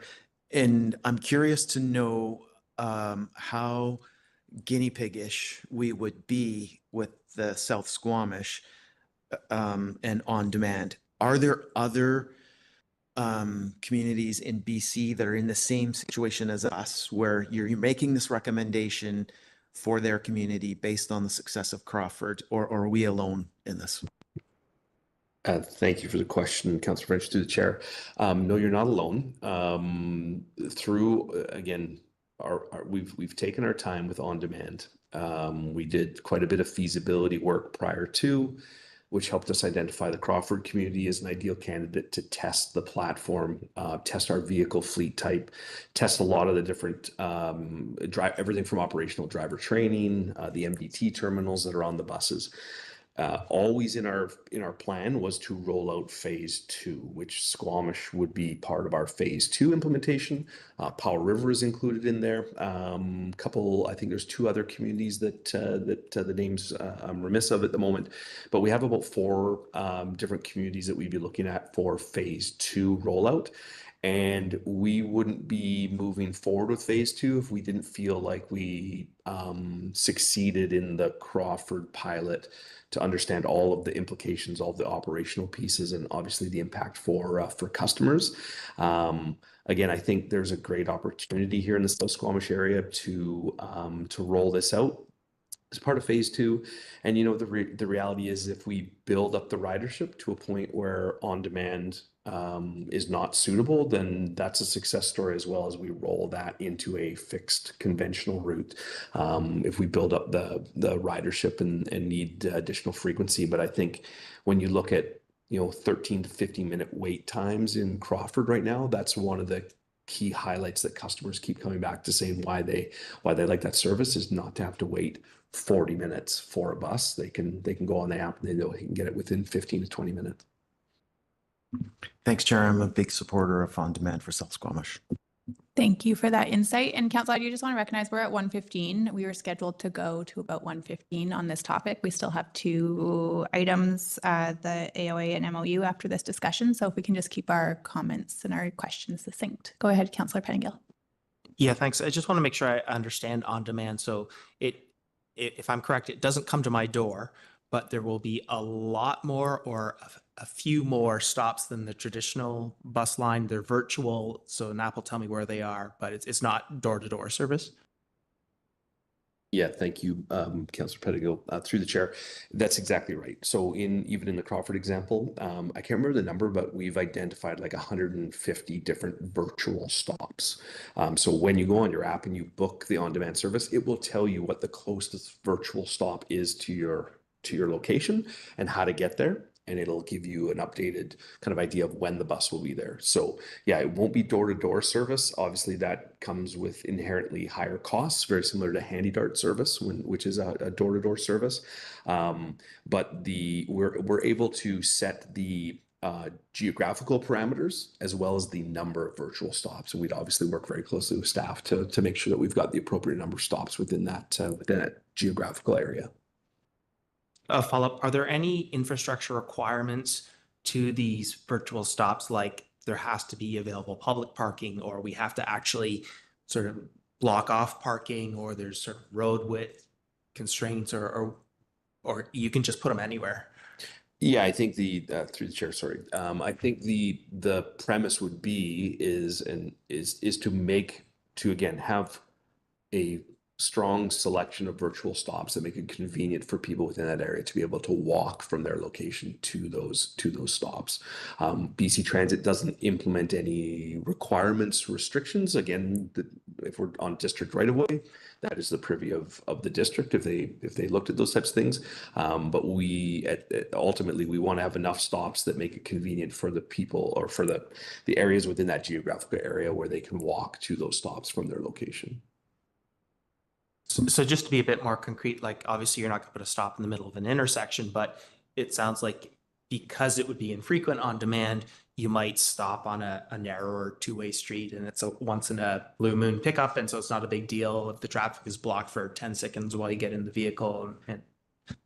Yeah, I think the stop selection comes down to 2 things: safety and training. Obviously, our safety and training department will be very heavily involved, but also input from staff on what is what is feasible, what's not. We clearly don't want to be upsetting other modes of transportation along certain roadways with where we put those stops. So we do need to put some work. There's probably a lot of behind the scenes work in identifying those virtual stops, making sure they're vetted, making sure staff are feeling comfortable before we move forward and roll out the program.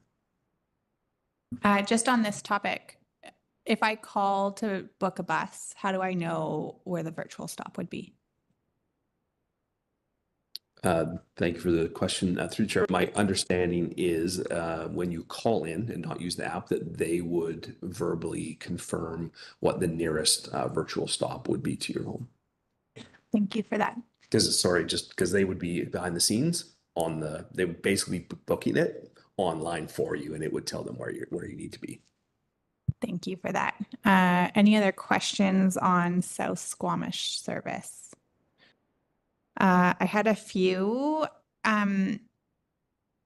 Is there any way that we can guarantee a maximum wait time if we were to use the on-demand service? So I think like one of the concerns is like I might like at least in a fixed service, I know I have to wait 40 minutes, but if I need to get to point A by 10 a.m., then I leave at this time. Is there some way that I would like know that I could actually get somewhere by 10 a.m. if I wasn't able to book until like the morning of? Yeah, thank you for the question. My understanding, again, when we move to an on-demand system, we have way more capabilities to customize the service. And one of the parameters that we can set is actual estimated wait time. So if you wanted to increase that wait time, so in Crawford, they've set it to 13 to 15 minutes. And the data shows that that's on average where the amount of wait time that people have.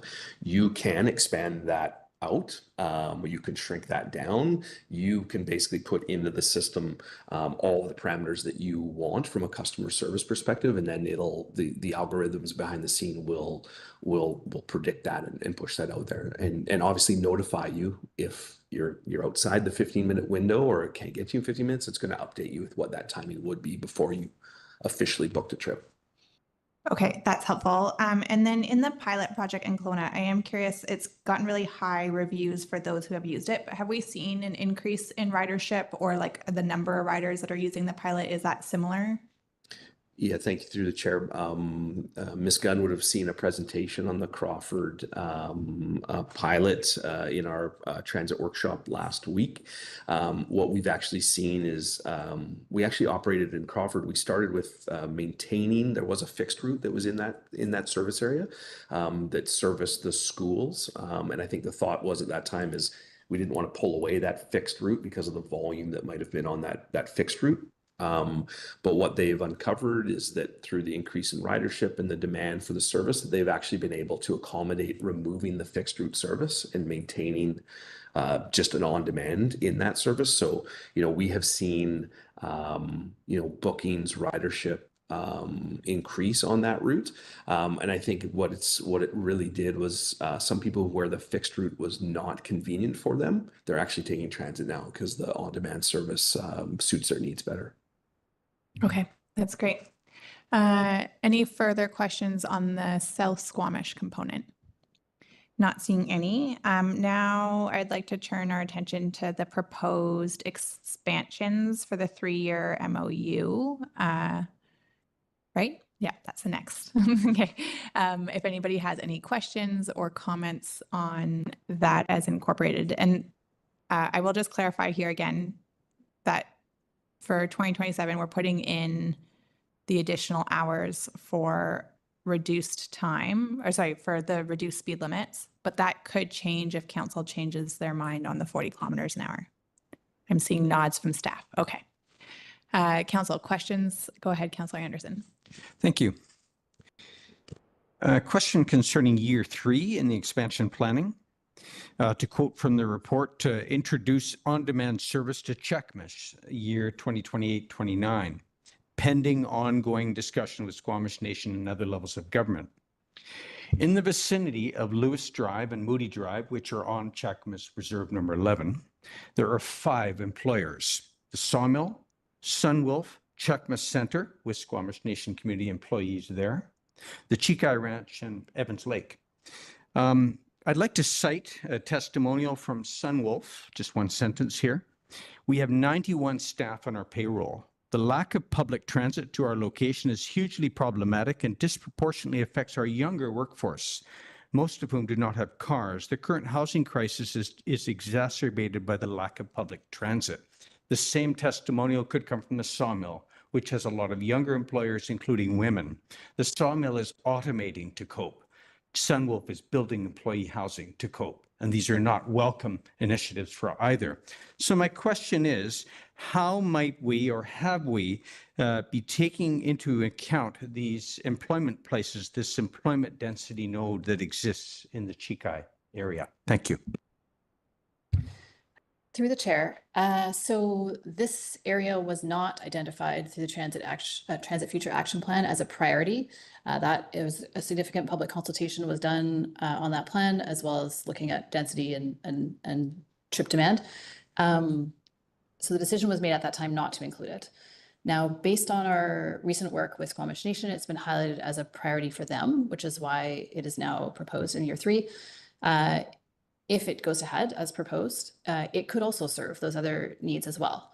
So I'm not sure if that fully answers your question.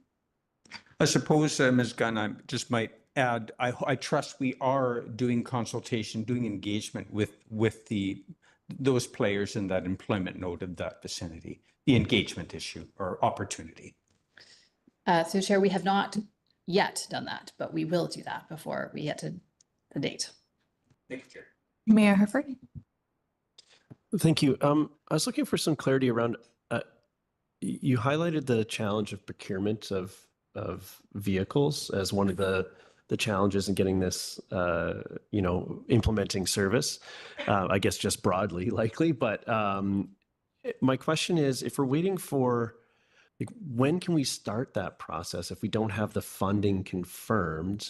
And thus, how are we projecting out when that can be delivered? Because I think starting a procurement process before you have funding is probably not what you want to do. But at the same time, if we get the funding now, but we can't actually procure the bus for 3 years, that's also a challenge. So how is this working, and how do you see it working in relation to what's proposed here? Through the chair. Thank you, Mayor, for your question.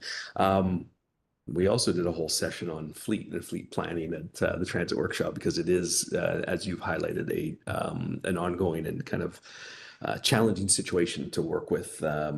The fleet manufacturing position in North America is not at its strongest point after COVID. Also, the growth of transit across lots of transit agencies across North America have kind of increased the demand on a diminished supply chain, which is supply and demand has extended out kind of our timelines in terms of procurement. I remember when I first started BC Transit, in 12 months was easy to procure a bus, and now we're looking more in the 18 to 24 months at that time. And some suppliers, when we put our order in, are telling us, you want 300 buses, we can only give you 200 buses. So these are all kind of unique challenges that, again, we have a fully capable fleet team that lives, eats, breathes, and sleeps fleet all the time, which is great to have. To answer your question, though, this process, this 3-year MOU, if we had every system across the province, planning like Squamish does 3 years ahead, it helps our fleet team in that future procurement of buses. So we get a general understanding of what the demand is not going to be in 18 months, but 24 months, 36 months out ahead. So then our team actually uses some of that data in terms of their initial requests from suppliers looking for those buses. Now, we don't confirm those orders until we confirm we have the provincial funding and everything works out, but we're at least able to forecast what our needs will be. So I do think the district has always, done a really good job of having a full 3-year MOU that allows us to help plan for the district.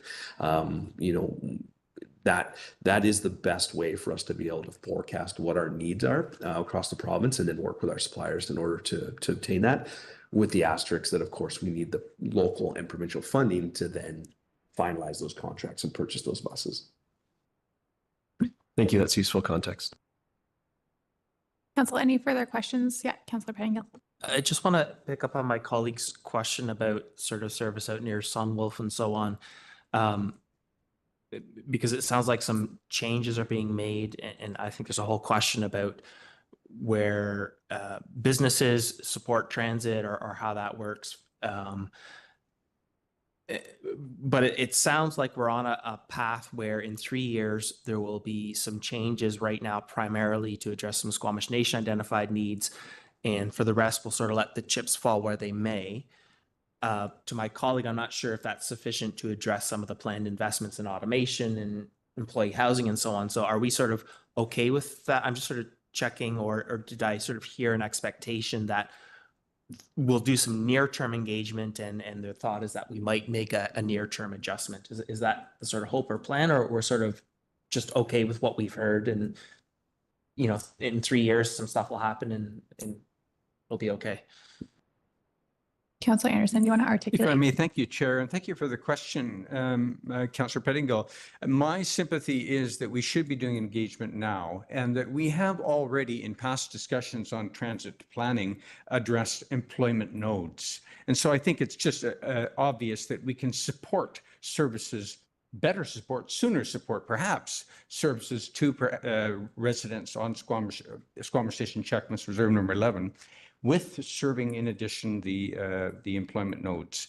And I will also advise it's probably more than one of those employers are employing Squamish Nation community members from as far away as Squamish. Thank you. So maybe something important to incorporate, especially in the funding discussions, recognizing that it's not just one community that is going to benefit from that increased service, but there are other users in the area as well. But I don't hear a wholesale change in direction, but including it in the 3-year expansion as proposed with potential for bringing it forward if that becomes feasible seems like it's of interest. Council, any further questions on the 3-year expansion proposal? I need to ask my perennial question of whether BC Parks has come to the table at all in terms of providing some funding for our expansion to Alice Lake. So yes, they were ready this year to pay a portion. However, we didn't get the BC Transit funding this year. So perhaps next year all the stars will align. Amazing. Almost there. I mean, we're getting so close. Yeah, go ahead, Mayor. With this extra time that we've found to be ready for this, has there been any discussion, any advancement in intersection improvements so that a reliable, consistent time can be achieved for a transit service to that area? Through the chair, so my understanding is that BC Transit was going to review that intersection from BC Transit service perspective. At the same time, MOTT is also reviewing that intersection. So I don't have any final answers on where those two are going to land.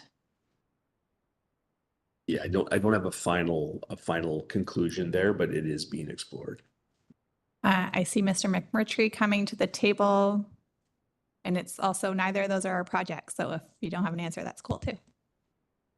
Through the chair, Brent McMurtry, Manager of Transportation. So Ministry of Transportation and Transit have completed an intersection study at the Alice Lake Highway 99 intersection, but it didn't come with recommendations of how to proceed. So there's a study that's been completed, but it hasn't led to immediate recommendations. Thank you for that update. All right, Council, we have a number of recommendations presented to us in our council package. I might suggest that we do them one by one just because there are some that are maybe a little bit more likely to be debated. So if folks want to consider them all as one package, then I would take that, but otherwise up to you, Mayor Herford. Yeah, I think it makes sense to do these in separately. We'd likely end up there, so we can start there, and in that spirit, I'll move we'll try to go through them in order. So I'll move the item 1. Seconded by Councillor Hamilton. Any comments on this one? Maybe I'll try to use this for comments broadly. I'm happy to see this this advancing. I think this we've been hearing from our community, and particularly from the new members of the community, that this is an expectation that they have of their community to be able to get around where they need to be. I think broadly the recommendation was informed by a lot of work by lots of people, and then run past the community. So that engagement piece, we had a resident satisfaction survey presentation this morning, and I think listening to that feedback is paramount. So I'm happy to see that form, seeing the community weigh in on these options and how they'd like their transit to perform today and in the future. And I think we've done a good job of representing that here. So thank you very much for the work. Look forward to riding the bus. Thank you. Any further comments? Councillor Hamilton, go ahead. Absolutely supporting the 3-year expansion plans. I hope that the province comes to the table. I understand there's a limited amount of funding from the provincial side, but hopefully we can get more buses in town. Thanks. Any further comments? Councillor Pettingill?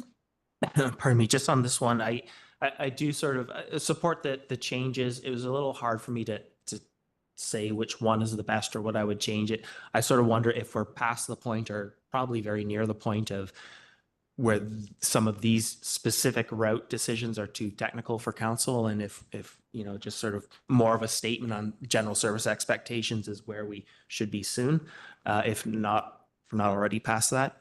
But in general, I think there's good justification for what's been recommended here. So not seeing any further hands, I am also supportive of the expansions as presented for the most part in Table 2, and very much support putting these in the MOU for the what will then lead to the annual operating agreement. I am thrilled to hear that BC Parks has come to the table on expansion for Alice Lake, and I'm hopeful that the province will come to the table as well with BC Transit funding flowing through next year. And I think that this continues to just forge on the work that we have been planning for so many years in terms of getting us to at least 15-minute transit service on our core network. And it's really exciting to see that come to fruition. We've been talking about it for a long time. Appreciate the chart of our investments over the years. Over 10 years, we've more than doubled our investment in transit. And I think we're starting to see that in the frequency of the buses on the road, the number of users and riders continuing to increase. And so I do think that this continues to be the right direction. It is not inexpensive, but we know how important it is from an equity perspective for those and an affordability perspective to provide more public transit options. And so 100% support this recommendation. I'll call to question. Any opposed? Motion carries unanimously on point 1. The next one is to direct staff to implement the South Squamish on-demand transit service as described in the report to the Committee of the Whole dated June 24th, 2025.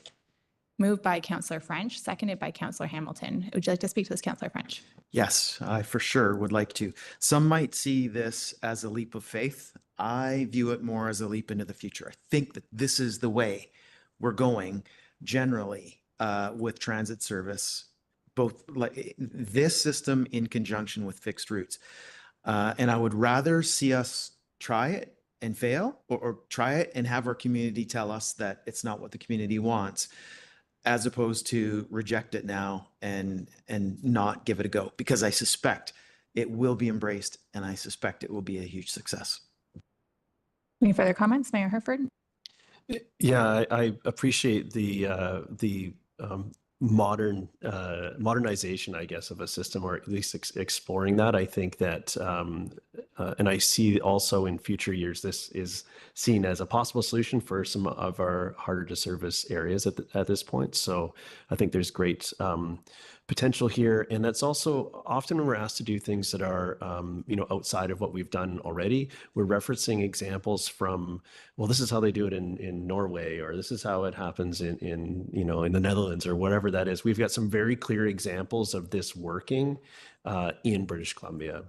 So I'm really excited to be part of that. And I also appreciated the ability to pivot inside the service hours if that's what needs doing, if this isn't a success like it has been in other areas. So I don't expect we need to go that way, but it's nice to know that option is available to us. So thank you for that. I too agree with my council colleagues that I think this is worth trying. I appreciate it is a bit of a leap of faith, especially given the engagement feedback that we got. There's a lot of hesitation here, but I think it's worth trialing. We know that budget's tight. We know it's hard to provide the level of service that folks are looking for. And if we can get to that 13 to 15 minutes and a bus will be there, how exciting would that be, especially in areas where they're off of our frequent transit network? There will be a learning curve, no doubt. I do wonder if we can put up some this isn't quite a bus stop sign, but hey, you could catch a bus here if you wanted to, just so there's some more visibility on the road, right? So we often, even if it is a technological solution, having some sort of interaction on the streetscape might be helpful in certain places if that's at all possible. But generally excited to hold our community's hand and trial this one and see if it works for us. Councillor Pettingill. Yeah, this one's very exciting. I just, the understanding of where technological systems are, it's very intuitive to me that systems that adjust and maybe buy on demand at the start dynamically to need and demand, it only makes sense. I think we did hear from our citizen survey that improved transit is one of the pieces that people would like to see. I think we have moved significantly on that and continue to, and so happy to support this as part of achieving that. Thank you. Thank you. I'll call the question. Any opposed? Motion carries unanimously, keeping you on your toes. The next one is to direct staff to begin planning for implementation of option 2 downtown to Garibaldi Village via Government Road for the frequent transit network as described in the report to the Committee of the Whole. If somebody wants to move this or a different recommendation, go ahead, Councillor Hamilton. Yeah, I'd like to move direct staff to begin planning for implementation of option 1 downtown to Garibaldi Village via Government Road and Brennan Park. I'm not sure exactly what including Brennan Park for the frequent transit network. Seconded by Councillor Greenlaw. Would you like to speak to it? Yeah, thank you very much for bringing forward the proposal. I absolutely see the weighing the pros and cons here of including Brennan Park or not including Brennan Park is important. When I look through the analysis, I see it may be that the analysis locked into this idea of segment 4B, I think, before considering Brennan Park. And I hope that this motion can capture the option to look at ways to reduce the lollipop by potentially using small portions of Highway 99 for that. And when I drove the route this weekend without the full lollipop using Highway 99, it was not a terribly significant, it was a 2.5 minute increase in the timing of that loop. So I hope that, and I think that the reduced cost of this option with the additional service is worth the offset of somebody spending a few minutes off their route. Thanks. Further comments on this one, Mayor Herford?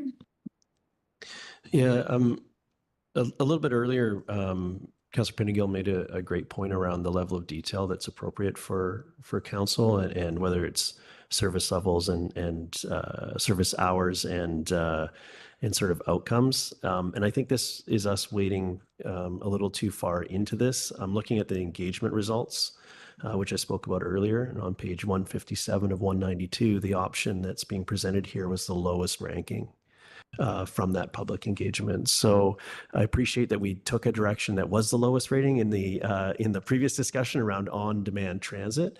However, in this case, I won't be supporting this option as I believe what was presented is backed up with good rationale and solid analysis, not just of end and destinations, desirable destinations, but providing service to where people are and in a way that they need it to be provided, which I think is represented in the staff recommendation. So I won't be supporting this initiative. Go ahead, Councillor French. Yeah, thanks, Chair. I too won't be supporting this move. And in doing so, I love that one of my council colleagues actually got on the ground, started and stopped a stopwatch, and did some independent research. I think that's great. However, in this case, I really value the expertise of the folks sitting at the end of the table. And I, in this case, want to go with the pros. I'll make my comments, and then if there's any other hands, I will be supporting the motion on the floor on option 1, and recognize my council colleagues' comments about this being too in the weeds for us to consider. But I actually think this is really a trade-off in terms of cost and where we're trying to provide public transit service, and there isn't a clear delineation in the engagement or the pros and cons here. There really is a weighting to be had. And some of the engagement results speak specifically to participants, emphasize the importance of improved transit service to Brennan Park. It is the area that has one of the biggest blue circles outside of downtown. It is consistently one of the hubs and nodes that folks expect their buses to go to.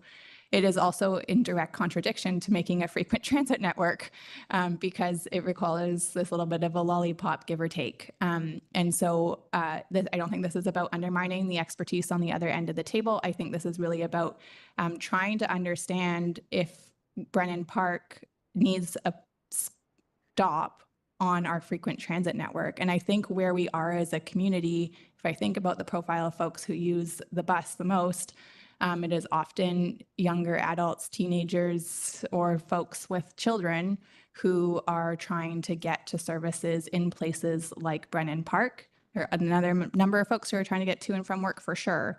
But the ones who I think of a parent who's dropping their kid off at the frequent transit network bus stop at Garibaldi Exchange or downtown, or walking them and then hoping that they just have to take one bus to get to whatever lesson.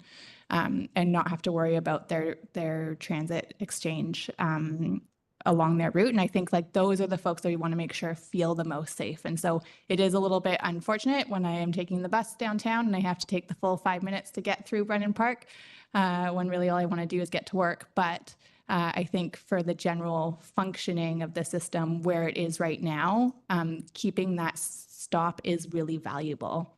I think as we continue to learn about the frequent transit network and figure out how it works and how it's going to align with transfer times with our local service areas, I think we can revisit this. But I think where we are right now, it's actually really critical to maintain it as part of our frequent transit network and incur the costs thereof.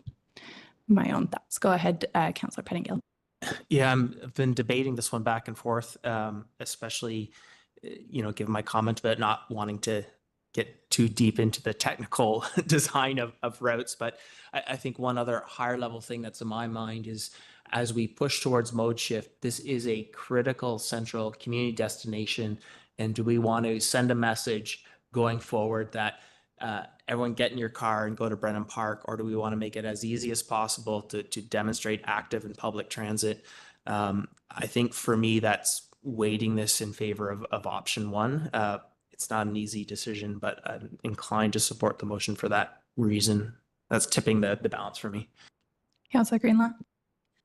Yeah, I just want to speak in favor to the motion. I think our community well served adding Brennan Park onto this this route. But the other piece is not only just for the public accessing Brennan Park. I think that is critically important. I think it will be a really I think it's really important. But the other piece is there's a lot of new developments going in around there, and that will become a busier and busier area. So just to get that in place so that we can encourage people to use that transit network, I think would be really valuable in the future.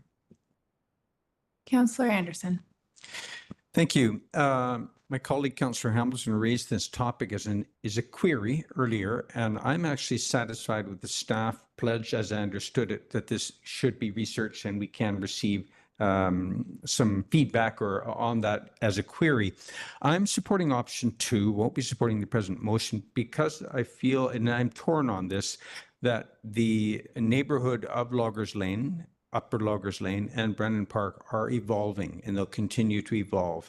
And at Brennan Park, we even have plans, as I understand it, to reduce the parking lot area in future with a wellness component, and that was put forward by a presentation to a previous council. So I think that we're going to be monitoring Brennan Park, and it is going to evolve, and we're going to have to be taking that into account. But for the present time, I'm satisfied to support option 2 with the assurance from staff that this will be investigated Councillor Hamilton's suggestion. I will call the question. All those in favor? And those opposed? Mayor Herford, Councillor French, and Councillor Anderson opposed. Motion carries. I think that this is slightly attached to the one that we just passed, but direct staff to retain the option of frequent transit network service to the Garibaldi Highlands in future transit plans. So that's still appropriate given we still, yeah. So staff are still looking for that direction. Would anybody like to move that motion? Moved by Councillor French, seconded by Councillor Hamilton. Any questions or comments on this one? I think this one's pretty self-explanatory. We do want to keep this open as an option in terms of including I'm right that this is about including CAP-U in the Highlands as a future network or future frequent transit network. Yeah, Councillor Pettingill. Yeah, and I think in my mind, although maybe I'm pushing it a little, but this overlaps a bit our steep slopes discussion and thinking about when there are slopes and inclines, because there is a significant one getting into the inclines. How are we managing that and not pushing people into single occupancy vehicles? And so this aims to partly deal with that. So I think it's important to keep it in our list of options. Mayor Herford? Yeah, thank you. I think it's important that this remains an option going forward. We've seen a change in reinvestment at reinvigoration of activity at the university, and we've seen a first look at a development proposal up there as well. And I think it's important that we keep our options open, and we haven't seen the full impact of having CAP-U operating in Squamish yet. And I think it's really important that we keep that option open. And I would like to think that there's going to be a strong demand for the service and future justification going forward. I'll call the question. Any opposed? Motion carries unanimously. And last but not least, authorize the mayor and corporate officer to execute the annual operating agreement for 25-26 between BC Transit and the District of Squamish. Moved by Councillor Hamilton, second by Councillor Anderson. Any comments on this? No. Any opposed? Motion carries unanimously. Thank you very much for all your work and leading us through those big decisions. Council, we are slightly we're a bit discombobulated in our agenda. We are going to look at a motion to close, but then we're going to take our lunch and we are going to come back at 2:30 after a bit of a lunch break and recess. Moved by Mayor Herford for motion to close, second by Councillor Hamilton. Any opposed? Motion carries unanimously. Thank you. So back at 2:30. Thanks, everyone.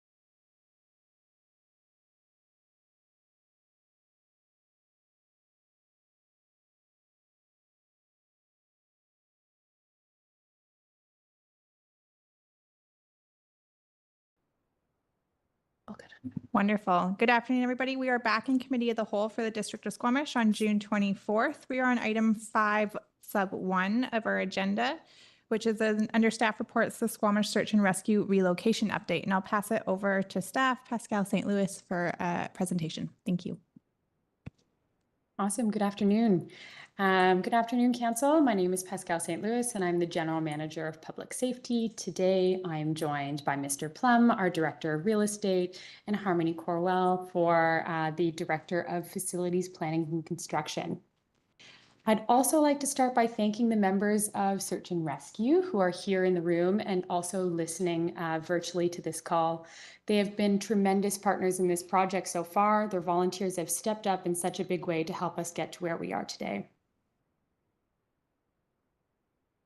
Today, we are here to provide an update on the Squamish Search and Rescue relocation from their existing headquarters at 42000 Loggers Lane Road to the new airport location at 45991 Government Road. As outlined in the report, we will be presenting 2 options for Council consideration to advance this project further. The 2 options can be summarized as continuing on a path with a SAR-led build and formalizing the SAR building ownership and a funding mechanism, or pivoting to a district-led build with district ownership. Both of these options have distinct advantages, disadvantages, and next steps, and we will present both options to Council and welcome any questions at the end of our presentation. For those who aren't familiar with SAR here in Squamish, they are a volunteer, community-based, non-for-profit organization that provides 24/7 search and rescue services in and around Squamish. They respond to approximately 125 calls annually, and about 40% of those calls occur here within the District of Squamish response boundaries. They are often jointly responding with our own local emergency response organizations. They are an extremely skilled group who provide a critical life safety capability here within the district. The district has a long-standing relationship with SAR, and currently we have a service agreement in place for the provision of search and rescue services within the district. The district and SAR have been working for over 6 years to secure a long-term home for SAR. In 2019, the process was initiated, and there have been many milestones along the way. In 2023, both the district and SAR agreed that the airport would be a good site for SAR and that an initial $500,000 was identified to support site preparation and design. In 2023, a memorandum of understanding was signed by both parties and endorsed by Council, and this has largely been the guiding document that's driven this project forward today. In 2024, an additional $1.5 million was approved for the project as part of the 2025 to 2029 financial plan to support building construction. Earlier this year, site preparation was completed, and we are now at a critical point where construction could soon begin once the building permit is issued and the license to construct is finalized.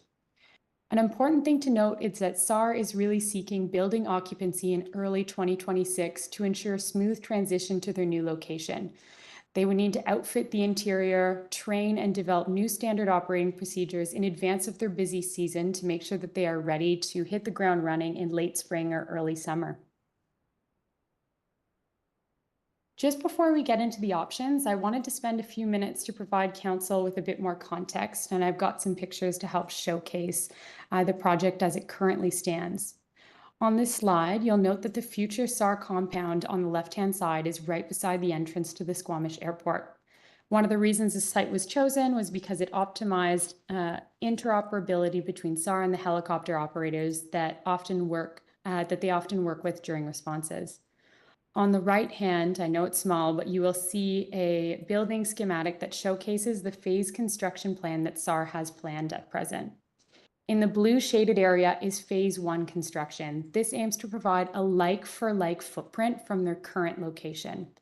Phase 1 will include a new two-bay door steel structure, the relocating of their existing tented structure, and the use of a washroom tailor facility that was previously used by the district for the temporary fire hall. It will also include some on-site parking. Shaded in pink above is the phase 2 construction, where SAR has hopes to build a larger structure that would be in addition to the phase 1 buildings that would house more vehicle storage, office space, and a dedicated training area. This slide shows the two planned, or I guess the three structures that will be eventually on this site. On the left-hand side, again, is the phase 1 build that is being discussed today.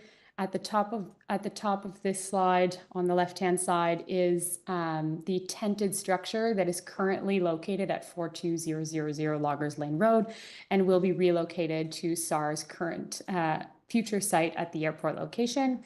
And the lower picture shows the 2-bay door steel structure that is planned to be constructed on site. Within that structure will be an internal mezzanine that will function as a meeting space and an office area. And again, this essentially mirrors or mimics their existing footprint at their current location. On the right is the mock-up for the phase 2 building that SARS hopes to build in the future. As outlined in the MOU, the district is financially supporting phase 1, and SAR is actively fundraising and trying to seek alternate funders for the full cost of the phase 2 structure. Before we jump into the options, I also wanted to set some framing for why this conversation is coming forward to Council at this time. Site preparation has been finalized on the site, and a building permit and license to construct are pending issuance shortly. To date, the MOU has been the primary guiding document. However, the MOU does not outline a clear funding mechanism to allocate the funds directly to SAR to manage the project. And 2, this has also led to confusion when SAR has been seeking, the project ownership has not been defined in the MOU. The building ownership, has not been defined in the MOU. And so this has led to confusion when it came to SAR seeking insurance or SAR actively fundraising for the build, as fundraisers are asking who the ultimate owner is and therefore the recipient of these funds. This leads us to the options. In option 1, we would recommend that SAR continues to project manage the build and that building ownership be defined as SAR. This option would align with the original intent of the MOU and align with the new community agreements policy that would provide a mechanism for the allocation of funds to support a community-led capital project. Proceeding with option 1 would optimize the district's resourcing, limit the district's ongoing maintenance costs perhaps in the future. This option also presents a few clear financial advantages, as it will limit the district's financial investment to $2 million, allow SAR to have greater leverage when seeking from other donors and other funding opportunities.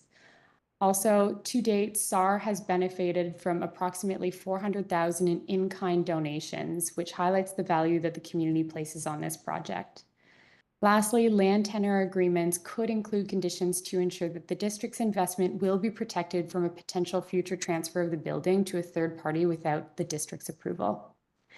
Most importantly, this option will meet desired timelines for building occupancy in early 2026, which means no impacts to critical life safety SAR operations during the busy summer period.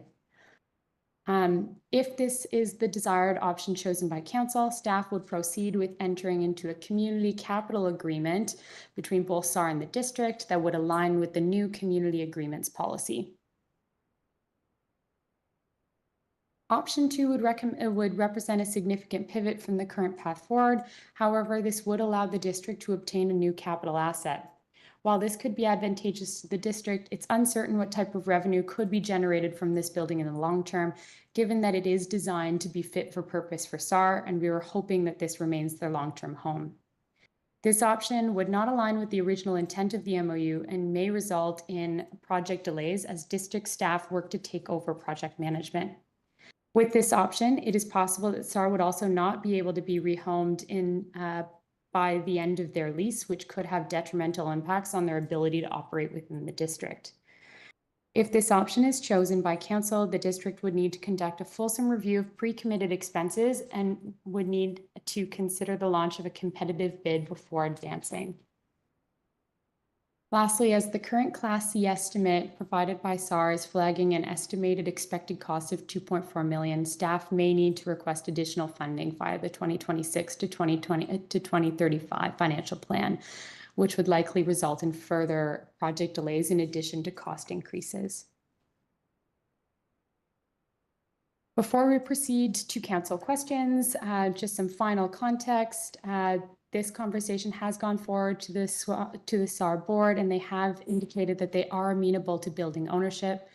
SAR has also actively been pursuing donors to support this project, and recently SAR has been engaging with the SLRD for funding.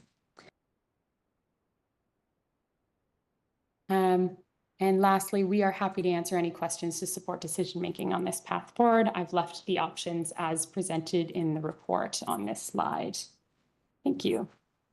Thank you very much for your presentation. Council, any questions for staff? Councillor Pettingill. I have some. I'm not actually so concerned about option 1 versus option 2, but there's some things, some funding pieces that I'd like to understand a little bit. So the one, my understanding was that the commitments we have made are the temporary fire hall plus 1.5 million. And that was written into the financial plan as 500,000 plus 1.5, but it, you know, that was an assumed value and it wasn't $500,000 cash plus 1.5 million cash. Is that correct? Or are we now talking about 2 million cash and it's up to us to sort out the temporary fire hall?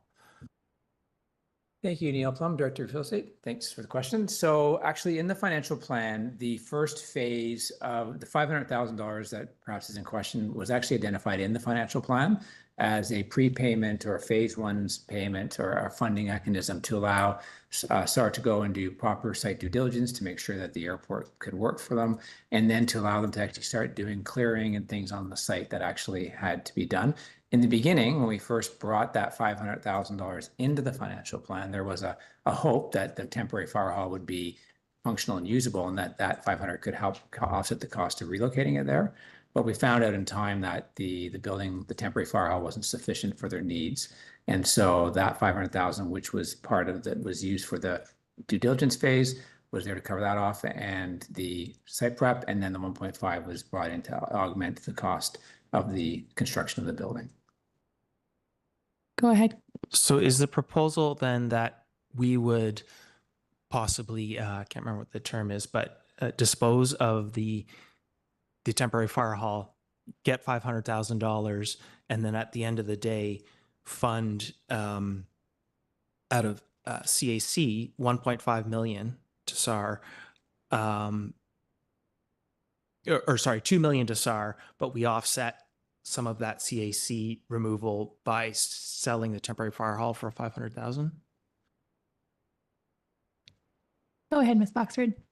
Thank you for the question through the chair. Heather Boxer, General Manager of Finance, IT, and Procurement Services. The 500,000 was always cash from the land reserve, and so was the 1.5 million. So it's a total of 2 million from the land reserve. So there's no sale of the temporary fire hall in order to generate that revenue. Okay, and then sorry, I may have misread some of the parts. So I read, or possibly misread, that this was coming out of a CAC fund, but it's land reserve fund is the source still? Land reserve fund is the source of funding. Okay, that's actually quite helpful. I'll ponder that for a bit. Thank you. Any other questions from council to staff?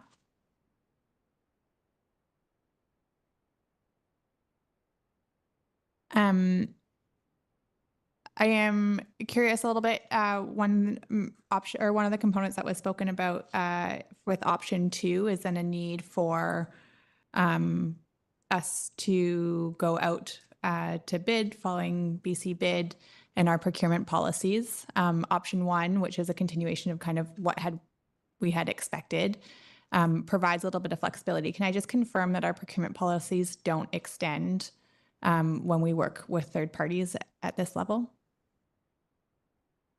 I think we have Mr. Milley online who might be able to answer that better.